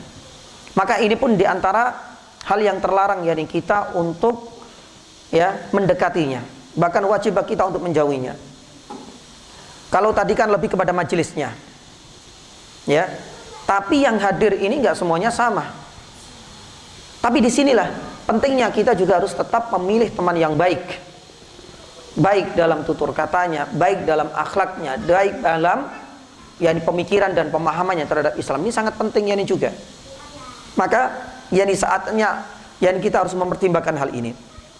Oleh karena itu Fudail ibnu Iyad, ya, rahimahullahu taala itu pernah menuturkan, di saat kita itu memiliki teman-teman yang suka mendustakan nama Nabi SAW, suka merubah dan mengotak-atik dan memodifikasi sunnah-sunnah Nabi SAW, kata Fudail ibnu Iyad sebagaimana dinukilkan oleh Lalikai dalam syarah usul Ahlussunnah wal Jamaah, Aqidah Ahlussunnah wal Jamaah, Lalikai menyebutkan dan mencantumkan dan menukilkan ucapan Fudail ibnu Iyad, mereka ini adalah orang-orang yang benar-benar memiliki penyakit nifaq.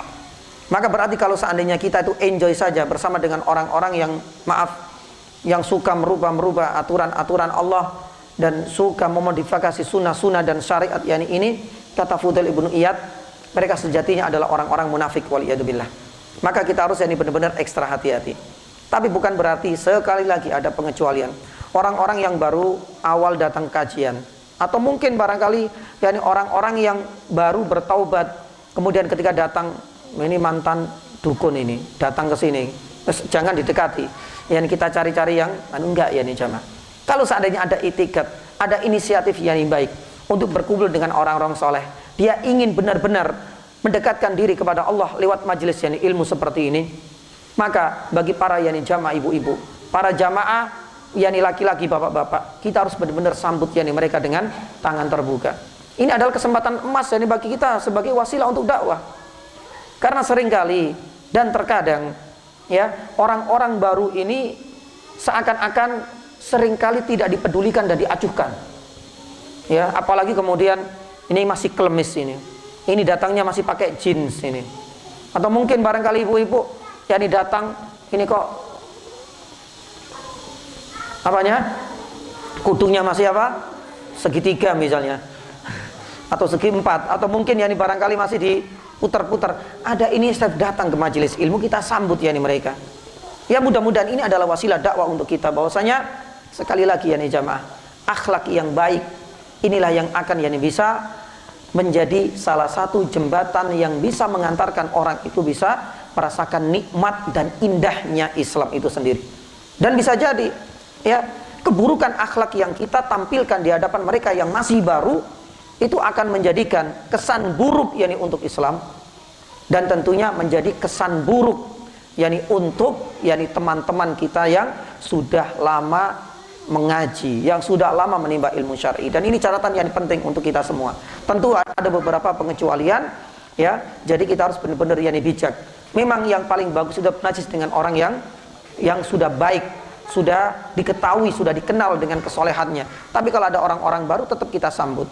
Dan mudah-mudahan faedah yang kedua atau adab yang kedua ini bisa kita fahami, dan insyaallah faedah yang ketiga nanti kita akan lanjutkan setelah salat insyaallah. Baik. Kita tutup dulu sementara kajian ini, dan mudah-mudahan nanti bisa kita lanjutkan biidznillah taala, dan kita akan buka dengan tanya jawab insyaallah taala. Subhanallah, asyhadu an la ilaha illallah, astaghfiruka wa atubu ilaik. Wassallallahu ala nabiyyina Muhammadin wa ala alihi washabihi wasallam. Wassalamualaikum warahmatullahi wabarakatuh.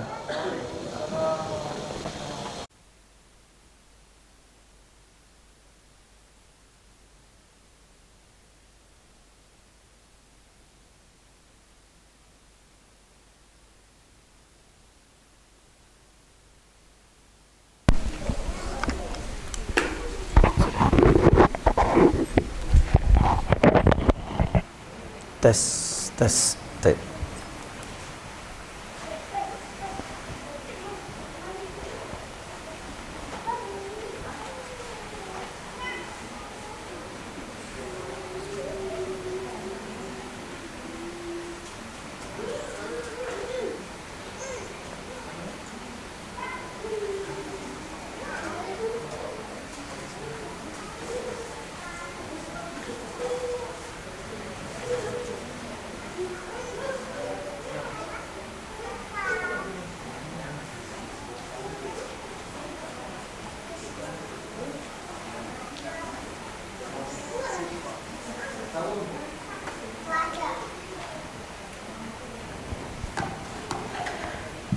Bismillahirrahmanirrahim. Assalamualaikum warahmatullahi wabarakatuh.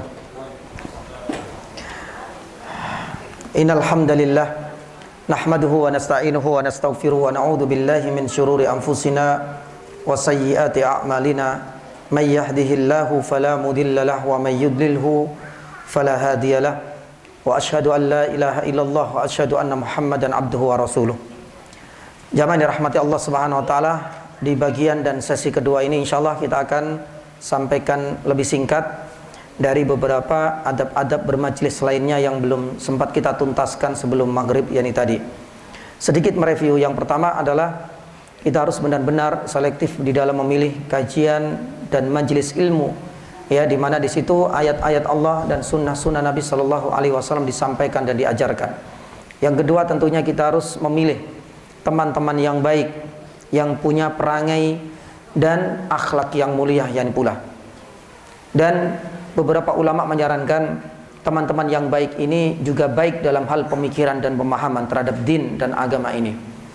Kemudian yang ketiga, jamaah yang dirahmati Allah Subhanahu wa taala, ini sudah pernah kita ulas yakni dahulu.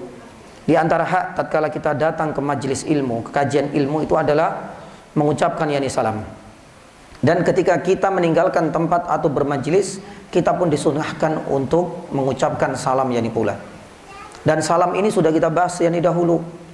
Ya, kepada siapa layaknya salam itu disampaikan dan bagaimana hukumnya menjawab dan ya mengucapkan yakni salam. Tapi salah satu di antara yang saya tekankan di sini adalah majelis ilmu itu kan biasanya majmu' orangnya, heterogen.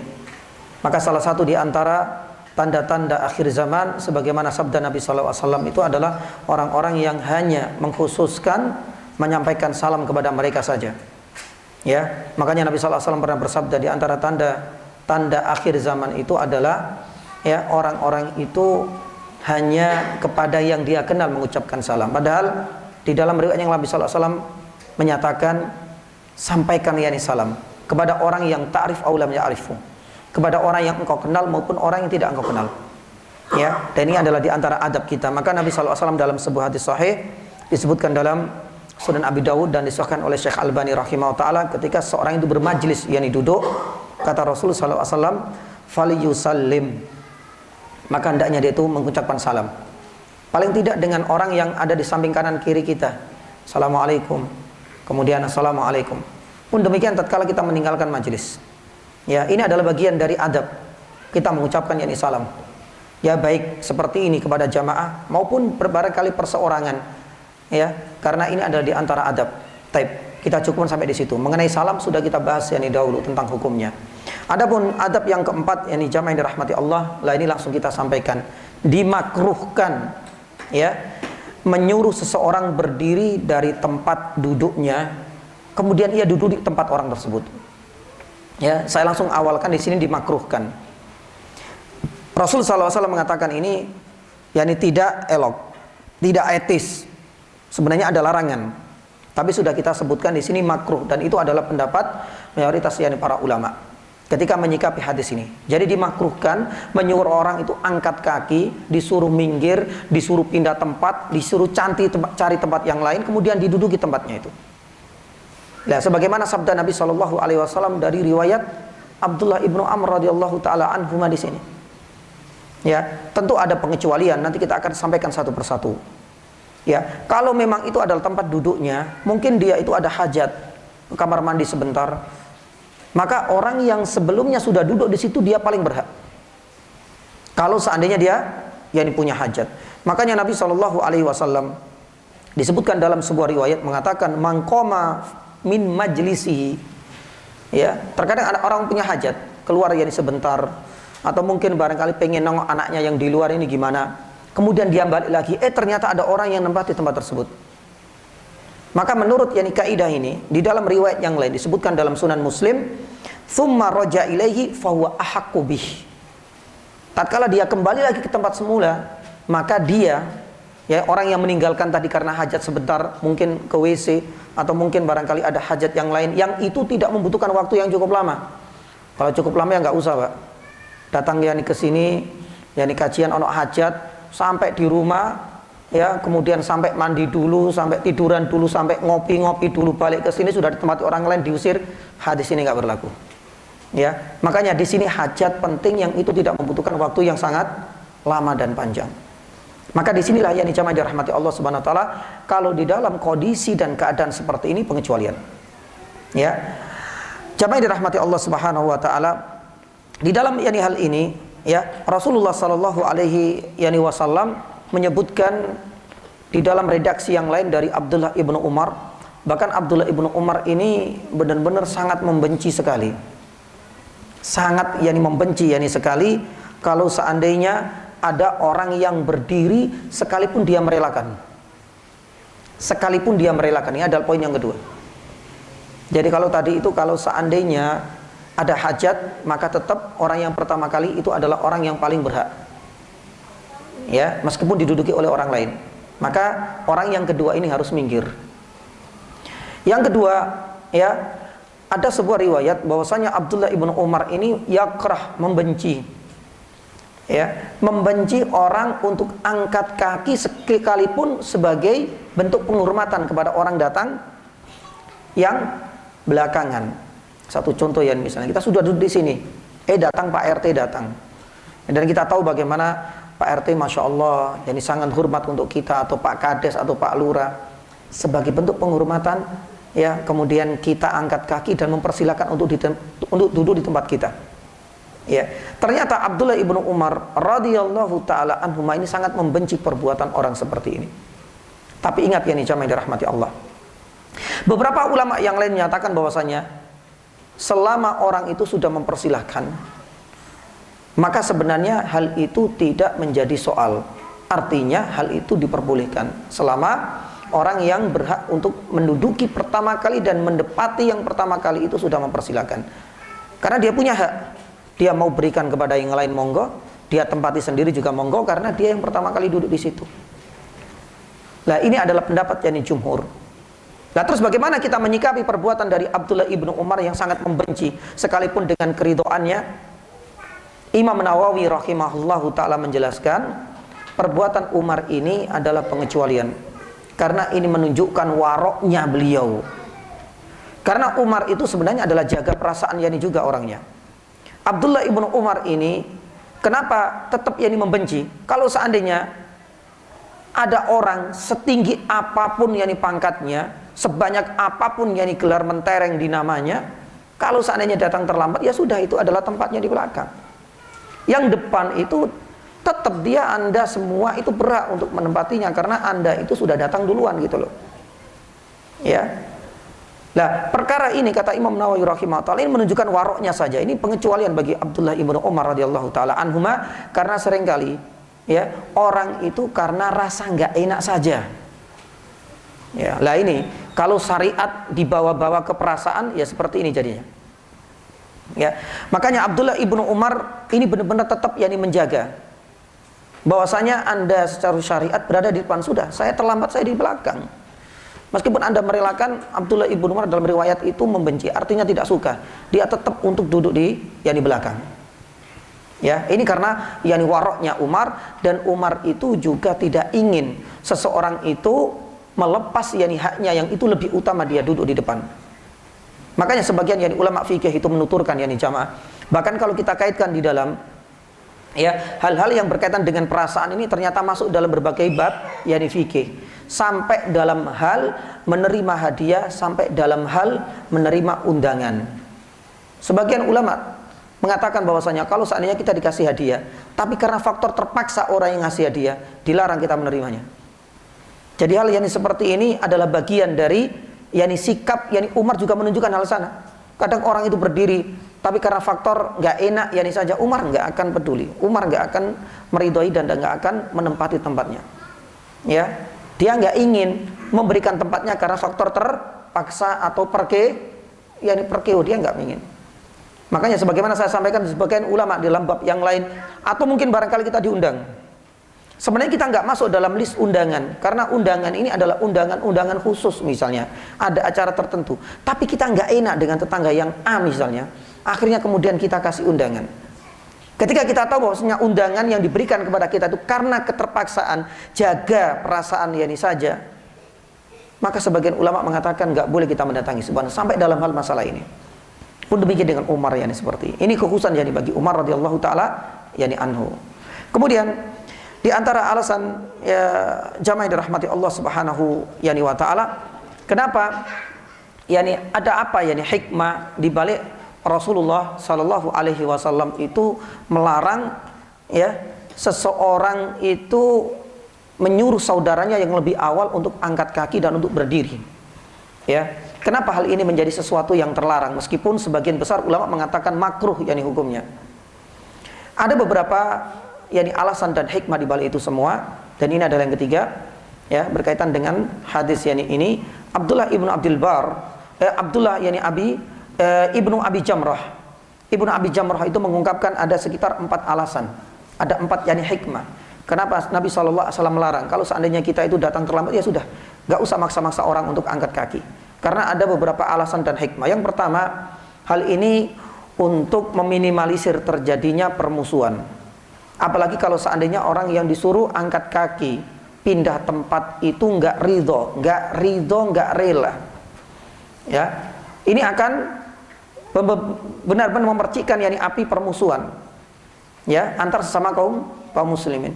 Mungkin saat di dalam masjid dia merasa ridho, udahlah nanti wes mau tak bocor kita begal tak dang lah macam-macam lah. Hal seperti ini subhanallah syariat ini sudah menutup yani rapat-rapat yani celah-celah keburukan seperti ini.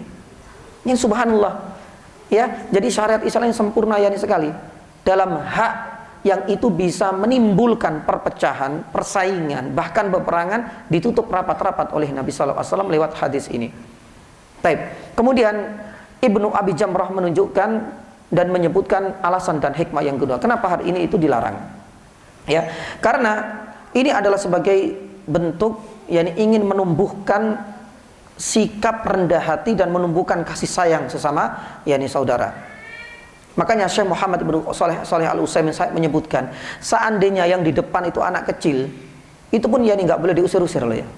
Kecuali kalau ada udzur syar'i, misalnya di depan ternyata malah yani bercanda yani sendiri, ya mau tidak mau harus dipisahkan. Tapi kalau seandainya ada anak kecil yang datang pertama kali, dia berada di shaf pertama, baik di dalam sholat maupun dalam majelis ilmu, yang itu sifatnya umum, kata Syekh Utsaimin rahimahullah taala, jangan sekali-kali, dia adalah orang yang paling berhak untuk duduk di situ. Ya, kenapa dilarang untuk mengusirnya? Sekali lagi, alasan dan hikmah yang kedua itu menumbuhkan kasih sayang dan menunjukkan sikap yani tawadhu yani kita. Kemudian yang ketiga, ya, Ibnu Abi Jamrah menyebutkan kenapa kita dilarang, ya. Karena yani jamaah dirahmati Allah, kedudukan antara sesama orang dalam perkara mubah itu sama. Ya, ini adalah perkara yang mubah. Maka di sini kedudukannya sama. Karena hak ketika ada kompetisi seperti ini, itu tidak memandang maaf kepada jabatan, banyaknya harta, atau mungkin barangkali gelar akademisi yang paling banyak, tidak sama sekali. Inna akramakum indallahi yani atqakum. Di sini semua orang memiliki kedudukan yang sama. Maka berarti ketika ada kompetisi, siapa yang mendapatkan tempat yang pertama kali ia duduki, maka dia berhak untuk di situ. Ya, ini adalah alasan yang ketiga. Adapun yang keempat, yang jamaah dirahmati Allah Subhanahu wa taala, orang yang menduduki tempat saudaranya dengan mengusirnya, ini adalah bagian dari kemungkaran dan merampas yani haknya orang lain, dan ini adalah sebuah dosa. Makanya Rasulullah Shallallahu alaihi wasallam melarang akan hal ini. Maka ini adalah di antara beberapa alasan. Ya, mulai dari alasan yang pertama ya disebutkan yani tadi, karena ya untuk meminimalisir terjadinya permusuhan antar sesama. Pun demikian hal ini menunjukkan rasa tawadhu yani kita, ya, pun demikian menunjukkan rasa kasih sayang seandainya yang ada di depan itu adalah anak kecil misalnya, sebagai bentuk sayang, sudah haknya mereka asalkan gak rame. Pun demikian yang ketiga, ya, semua orang itu punya kedudukan yang sama. Ya, jangan mentang-mentang, maaf, tetap inna akramakum indallahi atqakum. Kalau terlambat ya sudah di belakang, itu adalah tempatnya. Selagi memang yani tidak ada yang kosong. Kalau kosong silakan. Sedangkan yang keempat, yani kata para ulama, ya, kalau seandainya terpaksa kita mengusir kemudian kita menempati, itu adalah bagian dari perampasan hak orang lain, dan ini adalah termasuk yani dosa. Taib. Jamaah yang dirahmati Allah Subhanahu wa taala, ada beberapa hal yang disebutkan oleh para ulama turunan dari hukum yang berkaitan dengan ya hadis yani ini. Di antara turunan yani hukum yang lain berkaitan dengan adab yang keberapa ini? Yani adab yang keempat ya. Adab yang keempat ini ada banyak beberapa hukum-hukum turunannya. Yani salah satunya yani jamaah yang dirahmati Allah Subhanahu wa taala itu adalah berkaitan dengan kebiasaan sebagian masyarakat kita yang apa? Booking soft pertama terutama dalam yani hal ibadah yani salat, terutama dalam salat yani Jumat yani misalnya, karena waktunya yang cukup yani panjang. Lah yang dipermasalahkan oleh para ulama kalau dikaitkan dengan dunia fikihnya itu adalah ya perbuatannya ini dibolehkan secara syar'i atau enggak. Terus yang kedua, kalau memang enggak disyariatkan, tidak dibolehkan dan tidak dianjurkan dalam syariat kita, boleh enggak kemudian kita menduduki tempat tersebut meskipun sudah ada pecinya, meskipun sudah ada yani sajadahnya ya. Syekhul Islam Ibnu Taimiyah rahimahullah menjelaskan bahwasanya booking tempat, dan itu adalah tempat yang utama di soft yang pertama, terutama di dalam sholat ataupun sholat Jumat ya, ini tidak disyariatkan dan ini adalah sesuatu yang merupakan perbuatan yang terlarang. Kenapa demikian yani jamaah? Ada dua alasan yang mendasar.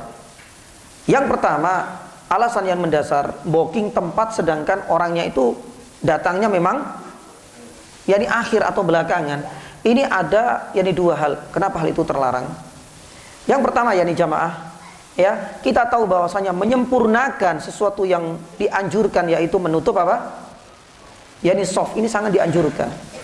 Ya, ketika sesuatu yang sangat dianjurkan itu ternyata tidak bisa terpenuhi kecuali mau tidak mau ya harus ditempati tempat itu, maka menempati tempat itu adalah wajib bagi siapapun yang datang meskipun sudah di booking, meskipun sudah dikasih nama, karena dia berhak untuk menempatinya yani jamaah. Ya, maka ini adalah alasan pertama kata para ulama. Yang kedua yani jamaah yang dirahmati Allah, ini adalah tempat umum, maka tidak berhak kemudian booking dan mengkapling-kapling yani seperti ini. Bayangkan kalau seandainya semua orang berhak untuk mengkapling seperti ini, yani seperti apa yani bukti atau seperti apa bentuk masjid ini ya. Terus apa gunanya sabda Nabi SAW untuk kemudian apa? Untuk kemudian datang yani datang lebih awal, maka hal ini nggak akan yani ada guna. Tetap yani dia akan terlambat, tetap dia akan berada di soft yang paling belakang karena dia nggak mengikuti budaya booking tempat yani seperti ini ya. Kemudian yang ketiga kata para ulama yani jamaah, kenapa hal ini terlarang? Karena otomatis orang yang booking ini kan datangnya belakangan ya. Kalau datang belakangan pasti ketika datang ini dia harus melewati apa? Riqabin nas ya, dan melewati apa namanya yakni leher-lehernya manusia, orang yang sudah duduk lebih awal.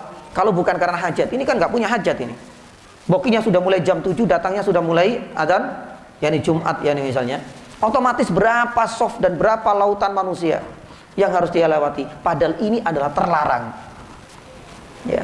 Lah inilah diantara tiga alasan mendasar kenapa hal ini termasuk yakni terlarang ya, karena soft pertama itu harus disempurnakan, jadi benar-benar harus disempurnakan.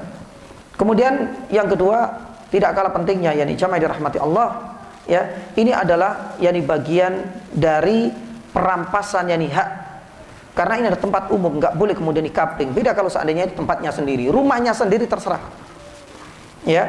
Dan yang ketiga yani jamaah dirahmati Allah Subhanahu wa taala, yani kita tahu kalau seandainya hal itu diperbolehkan pasti ia akan melewati beberapa orang dan ini terlarang ya, kecuali kalau seandainya imam atau mungkin dia punya hajat, ini permasalahan yang berbeda. Baik, ini adalah alasannya. Tapi kalau seandainya ya ada seseorang yani jamaah dirahmati Allah Subhanahu wa taala yang melakukan hal demikian, kemudian dia sholat di situ, sah ataukah tidak sholatnya? Jadi dia sudah booking di situ semenjak jam 9, datang ya menjelang adzan Jumat, kemudian dia sholat di situ, maaf, sholatnya sah apa enggak? Sah apa enggak? yakni sholatnya sah karena tidak ada kaitannya sama sekali dengan syarat sholat, tidak ada kaitannya dengan rukun sholat. Selama dia sholat Jumat 2 rakaat ya sah. Nek sholatnya Jumat 4 rakaat ya baru yang tidak sah. Jadi nggak ada kaitannya sama sekali. Tapi untuk masalah ini dia dianggap yakni punya tanggungan dosa yang lain. Taib. Kemudian permasalahan yang ketiga terkait yakni order yakni tadi, booking yakni seperti ini. Kalau seandainya kita datang, wallahi kita nggak menemukan di soft pertama kecuali sudah ada bookingan, dan kita tahu orang ini selalu booking ngasih sajadah. Datangnya 1 jam 2 jam lagi. Kemudian kita pindahkan sajadah itu di belakang. Kemudian kita sholat yakni di situ. Pertanyaannya, ya, apakah sholat kita di tempat orang yang sudah booking di awal itu, maaf, sholat kita sah? Sah. Pertanyaan yang kedua, apakah kita menanggung dosa karena dianggap merampas haknya orang lain? Tidak, selesai. Lah inilah bedanya yakni tadi. Ya, lah inilah yakni jamaah yang dirahmati Allah Subhanahu wa taala di antara ya turunan yakni dari bab yakni ini. Kemudian ada yang lain di antara yakni para ulama itu ada yang menyebutkan beberapa hal yang berkaitan dengan adab yang keempat ini yakni jamaah yang dirahmati Allah Subhanahu yakni wa taala. Kayak sudah cukup, langsung aja kelima saja, maaf.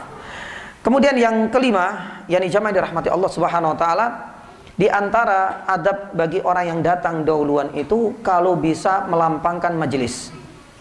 Sesekali lagi yakni enggak ada namanya, maaf yakni booking-bookingan. Kadang-kadang kan kalau dalam majelis tabligh akbar itu booking-bookingan. Ya sudah bilang ke temennya, nanti di pojok kanan khusus untuk komunitas yakni geng motor kita, pokoknya kita di sana. Kita ada 10 orang. Kalau ada orang yang di situ usir aja, suruh cari yang lain. Lah, hal-hal seperti itu diperbolehkan ya jemaah. Makanya Nabi SAW mengatakan bahwa apa? Ya, kalau memang tempatnya masih luas, dia harus mempersilahkan saudara yang lain. Tafassahu. Maka dia harus melapangkan. Ini adalah adab. Ya, kalau memang nggak ada ya sudah. Tapi kalau memang masih ada, maka lapangkanlah untuk saudara-saudaramu yang datang setelahmu. Karena ini adalah di antara yakni adab yang lain. Ya, apalagi sampai kemudian membooking-booking sebagaimana kita sampaikan, hal itu menjadi yakni terlarang. Taib. Kemudian yang berikutnya, jamaah yang dirahmati Allah Subhanahu wa taala, langsung yakni saja, kita tidak boleh memisahkan dua orang kecuali dengan yakni izin yakni keduanya. Ya, ini tidak diperbolehkan. Kecuali kalau seandainya dapat izin dari keduanya, atau mungkin barangkali kedua orang ini bermasalah, mengacaukan majelis. Ya, jadi nggak boleh ketika sudah ada kumpul, ada 2 orang yang sudah datang ke sini misalnya, dari awal duduk di sini, kemudian diusir, ini nggak berat di sini, udah pisah, yang sana pisah ke sana misalnya. Ya, pada dasarnya hal ini bukan termasuk yakni adab, bahkan ini sesuatu yang terlarang. Rasulullah SAW pernah bersabda, la yahilu li rajulin ayyufarriqa baina itsnaini illa bi'idnihima. Tidak halal, tidak diperbolehkan seseorang itu dipisahkan antara saudaranya, terutama dalam majelis di mana dia berdua ini sudah datang lebih dulu, kecuali dengan izinnya. Kecuali kalau memang ada udzur syar'i, kecuali kalau memang 2 orang ini buat keributan, ya sudah mau nggak mau ya harus dipisah. Ya, ini adalah di antara yakni adab. Makanya Syekh Utsaimin rahimahullahu taala itu pernah menuturkan, seandainya di depan itu ada 2 anak yang lebih dulu dan dia nggak rame, jangan sekali-kali. Hadis ini juga masuk untuk mereka larangan ini. Jangan kau pisahkan. Kalau sudah tenang ya sudah, biarkan di situ. Biar dia mendapatkan yakni faedah dari yakni ustadznya atau penceramahnya. Kecuali kalau seandainya ribut ya, kemudian mainan di depan mengganggu yang lain, lah ini boleh. Biar dipisahkan. Subhanallah, bagaimana perhatian Syekh Muhammad Ibn Shalih Al-Utsaimin sampai demikian. Karena hadis ini kan rentan yakni sekali atau kental sekali dengan orang-orang dewasa, tapi Syekh Utsaimin tidak. Majelis ilmu ini adalah majelis untuk seluruh umur. Terutama adalah pendidikan yakni awal atau pendidikan dini untuk anak-anak kita. Dikenalkan, disenangkan dengan majelis yakni ilmu. Dan ini sangat penting yakni sekali, subhanallah. Kemudian jamaah dirahmati Allah Subhanahu wa taala, ya, di antara yakni adab yang lain yang disebutkan oleh yakni para ulama yakni adalah duduk ya di bagian akhir ya dari majelis bila ia tidak mendapati tempat yang ada di depannya, kecuali kalau ada udzur. Ya. Karena sebenarnya duduk yang paling afdal di depan, yakni selama masih ada yang kosong. Tapi kalau seandainya ya masih ada yang kosong, dia nggak punya udzur, yakni sehat bugar, pemuda yang masih kuat, kemudian nyari di paling belakang, yakni senderan, dekat dengan sandal, kalau salamnya ya biar cepat, yakni pulang, ini bukan termasuk yakni adab dan etika kita dalam bermajelis, yakni ilmu. Jadi sangat penting yang sekali kita memahami hal ini. Makanya Nabi SAW dalam sebuah riwayat dari Jabir, kunna idza ataina Nabi SAW jalasa ahaduna haitsu yantahi. Ya, jadi seakan-akan sudah kor. Dahulu kita bermajelis itu etikanya luar biasa. Siapa yang datang lebih awal, rata-rata sudah langsung memenuhi tempat di awal. Baru kemudian ketika dia duduk, lah disitulah yakni soft paling akhir yang dia dapatkan. Nggak tahu yang kedua, ketiga atau keempat. Ya, begitulah yakni Nabi SAW dalam bermajelis, dengan catatan kecuali bagi mereka-mereka yang punya yakni udzur. Ya, karena faktor yakni usia dan lain sebagainya, atau mungkin barangkali sakit, yakni butuh tempat yang lebih nyaman. Bahkan terkadang mungkin barangkali di masjid itu kadang-kadang ada yang cor apa namanya Pak, AC-nya dia nggak kuat. Ada beberapa yakni jamaah itu saya nggak kuat yakni di sini. Karena tempat ini di depan-depan ini AC-nya lebih yakni kenceng. Ya, dia harus cari tempat yang agak jauh. Maka hal ini adalah udzur-udzur yang diperbolehkan dalam yakni syariat kita. Kemudian yang kedelapan yakni jamaah, dan ini sudah kita ulas. Larangan berbicara atau berbisik tanpa melibatkan orang yang ketiga. Ya, sembari yakni menunggu ustadznya datang. Ya, hati-hati. Ya, karena kita kan yakni banyak orang di sini. Tetap yang kita harus yakni jaga perasaan orang yang lain. Kalau seandainya kita pengen ngobrol, izin terlebih dahulu dengan orang yang ada di samping kanan kirinya. Subhanallah, ini adab di dalam bermajelis. Nggak kita bahas karena sudah kita ulas pada pertemuan yakni sebelumnya. Kemudian jamaah dirahmati Allah, yakni 9. Ini juga penting. Selain tadi itu dilarang kita berbisik-bisik, ya, tanpa izin orang yang ketiga. Adab yang ke-9 ini kita dilarang menyimak pembicaraan orang lain tanpa izinnya. Ya, makanya dahulu kita sampaikan ya, Abdullah ibnu Umar ini akhirnya nyarikan teman biar itu punya kesibukan ngobrol dan kita punya kesibukan yang lain ngobrol karena ada urusan yang ingin dibicarakan. Tapi kalau seandainya dalam kondisi kita itu benar-benar ada orang sedang ngobrol, jaga ya, terutama yakni apa? telinga kita. Jangan sampai kemudian kita menyimak pembicaraan orang lain tanpa yakni izin yakni mereka. Ya, dan ini sangat penting sekali. Ya, terutama mungkin yakni barangkali ketika yakni ada beberapa yakni ustadz-ustadz yang datang ya, kemudian lagi ngobrol intensif dengan panitia dan lain sebagainya, yakni kita yang lain ya pura-pura enggak yakni dengar, enggak usah kemudian nyimak apa sih yang lagi dibicarakan ini. Ya, hal-hal seperti ini adalah hal yang mungkin barangkali kita jumpai yakni banyak. Atau mungkin dalam majelis yang lain ya, orang itu pengen ngobrol intensif dan tidak ada waktu kecuali di majelis ya misalnya, maka kita pun harus benar-benar ya, sebagaimana seorang para ulama itu banyak menyampaikan, di saat kita itu berada di tempat orang lain, ketika kita bertamu itu kita harus benar-benar seperti laksana orang yang apa? Orang yang apa? Yani orang yang tuli. Ya, pun demikian laksana kita itu orang yang yani buta. Karena ini tempat orang lain. Apa yang mereka bicarakan sudah abaikan yani saja. Karena ini tempatnya orang lain, mungkin berkaitan dengan haknya mereka. Pun demikian apa yang kita lihat ya, itu benar-benar yani jangan sampai kemudian kita selalu mencari-cari celahnya orang lain, apalagi di rumah yani saudara kita. Pun demikian dalam majelis yani ilmu. Kemudian berikutnya jamaah dirahmati Allah Subhanahu wa taala, yani sedikit ya, yang ke-10, Rasulullah Shallallahu Alaihi Wasallam melarang beberapa sikap duduk yang terlarang. Ya, di dalam majelis ilmu ini ternyata ada beberapa hal yang berkaitan dengan larangan dalam kita itu, yakni duduk. Ya, salah satunya Nabi Shallallahu Alaihi Wasallam melarang kita itu senderan dengan tangan kiri kita. Ya, di dalam sebuah riwayat, disebutkan yakni jamaah dirahmati Allah Subhanahu Wa Taala, duduk dengan meletakkan tangan kirinya tepat di belakang punggungnya. Ya, bahasanya itu bertelekan yakni seperti ini. Ini ternyata adalah salah satu di antara duduk yang terlarang di saat kita itu bermajlis, terutama dalam majlis yakni ilmu. Di antara yang lain ada larangan yakni juga disebutkan dalam banyak riwayat. Salah satunya adalah duduk di antara cahaya matahari dan bayangan. Seperti apa yakni jemaah? Ya, kalau di malam hari ini berarti tidak masuk. Tapi di siang hari misalnya, Ya, duduk antara bayangan dengan apa? Yani cahaya matahari. Mungkin kita di luar, terus sebagian ya kena matahari dan sebagian yani enggak dan lain sebagainya. Ternyata ini pun yani ada yani dalilnya. Di mana ini adalah cara duduk yang terlarang. Rasulullah Shallallahu alaihi wasallam ya di mana di sini disebutkan yani pernah bersabda kana ahadukum fis syams wa qala muhallatun fil fai falaqasa adul wasara yani ba'du fis syams wa ba'du fi dhil falyakum. Nabi SAW akhirnya kemudian menyuruh cari tempat yang lain. Kalau memang pengen berpanas-panasan, panas-panasan. Kalau yang seandainya pengen langsung kemudian di naungan, ya sudah di situ duduknya. Nah ini memang ada silang pendapat di kalangan yani para ulama mengenai alasan kenapa Nabi SAW melarangnya. Tapi sebagian ulama mengatakan ini adalah tata cara majelisnya syaitan. Ya, maka ini adalah diantara yang bentuk larangan di saat kita itu duduk dalam bermajelis ilmu. Salah satunya adalah yakni larangan duduk sebagaimana larangan duduk di dalam sholat, yaitu ketika duduk yakni seperti yakni kalb atau yakni anjing. Ya, ini pun yakni di antara duduk yang terlarang. Di dalam sholat terlarang pun demikian di luar yakni sholat. Ya mudah-mudahan kita bisa memahami etika-etika seperti ini dengan catatan sekali lagi dikecualikan bagi mereka-mereka yang punya yakni udhur. Ya, kalau kita nggak punya udhur berarti benar-benar kita harus yani camkan satu persatu beberapa adab di dalam kita bermajelis yani ini.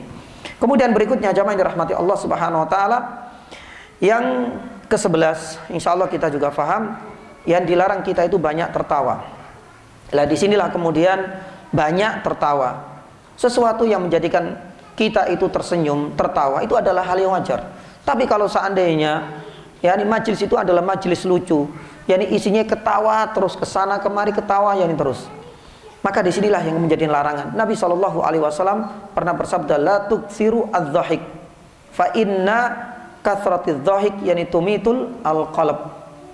Ya karena banyaknya kita tertawa itu bisa mematikan yani hati kita, terutama dalam majelis ilmu. Dan ini kayaknya ya yang lagi tren. Ya, kayaknya kalau nggak ada ketawa-ketawa terus itu yani rasanya garing, Ustaz. Ya, ini bukan ketoprak yani zaman dulu, ini bukan makanan ya. Atau bukan ludrukan yani jamaah. Sebenarnya kita itu mencari yani ilmu. Cobalah kita contoh ya majelis ilmunya Nabi sallallahu alaihi wasallam. Nabi sallallahu alaihi wasallam ketika bermajelis dengan para sahabat itu bukan kemudian ketawa-ketiwi terus isinya, tidak. Yani subhanallah, hal-hal yang benar-benar butuh keseriusan. Karena intisari dari majelis itu bagaimana kita merasakan yani sakinah. Bukan hanya kepuasan yang kita itu bisa ngakak, bisa terbahak-bahak, tidak seperti itu. Yang ke-12 yani jamaah yang dirahmati Allah, ya, ternyata ada larangan. Salah satunya adalah makruhnya kita bersendawa. Para ulama mengatakan demikian. Dalam majelis ilmu di saat yani banyak orang. Majelis itu kan berarti banyak orang. Ternyata ada yani larangan, tapi sebagian ulama mengatakan makruhnya kita bersendawa di saat kita yani bermajelis. Ya kita tahan, ya. Jangan sampai kemudian gelegean yani semuanya dan lain sebagainya. Nabi sallallahu alaihi wasallam yani pernah bersabda yani bahwasanya kuffa anna yan jusha'ak. Ya, kalau seandainya engkau mau bersendawa, tahan yani dulu. Ya, tahan yani dulu. Karena Nabi sallallahu alaihi wasallam yani pernah menyebutkan alasannya. Fa inna aktsarahum syaba'an fid dunya atwalahum ju'an yaumal qiyamah. Ya.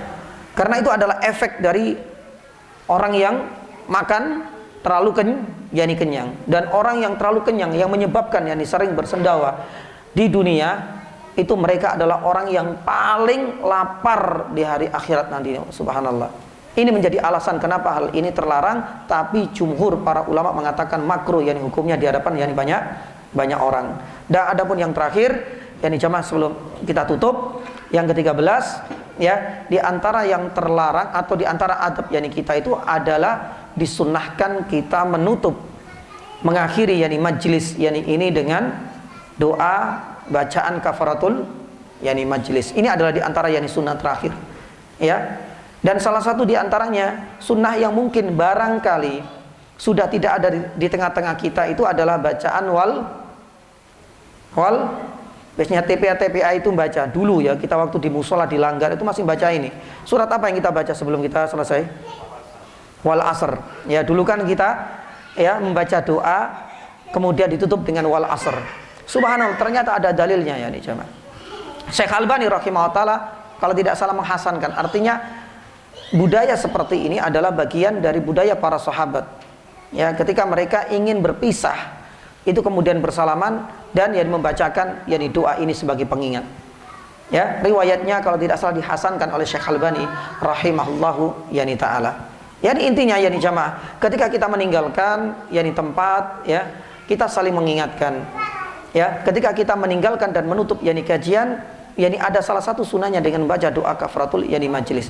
Ini adalah rangkaian dari adab-adab bermajlis yang kita sebutkan secara global, ya. Karena setelah ini kita akan pindah pada tema yang lain, yaitu adab di dalam kita itu makan dan minum kalau tidak salah. Makanya Ibnu Hajar Al-Asqalani hanya menyebutkan apa? 2 hadis saja. Tapi hari ini kita tuntaskan beberapa adab, mulai dari kita mau masuk dan memilih kajian, sampai kemudian mengucapkan salam, ya, sampai kemudian kita itu harus mencari teman yang baik, sampai kemudian di saat kita itu sudah dalam majelis ilmu, sampai kemudian kita meninggalkan. Ini adalah adab-adab yang semoga kita bisa jaga setiap kita hadir dalam majelis ilmu, dan mudahan apa yang kami sampaikan bisa sedikit memberikan gambaran secara umum adab-adab di saat kita hadir dalam majelis atau kajian ilmu. Kalau ada pertanyaan monggo dipersilakan jemaah.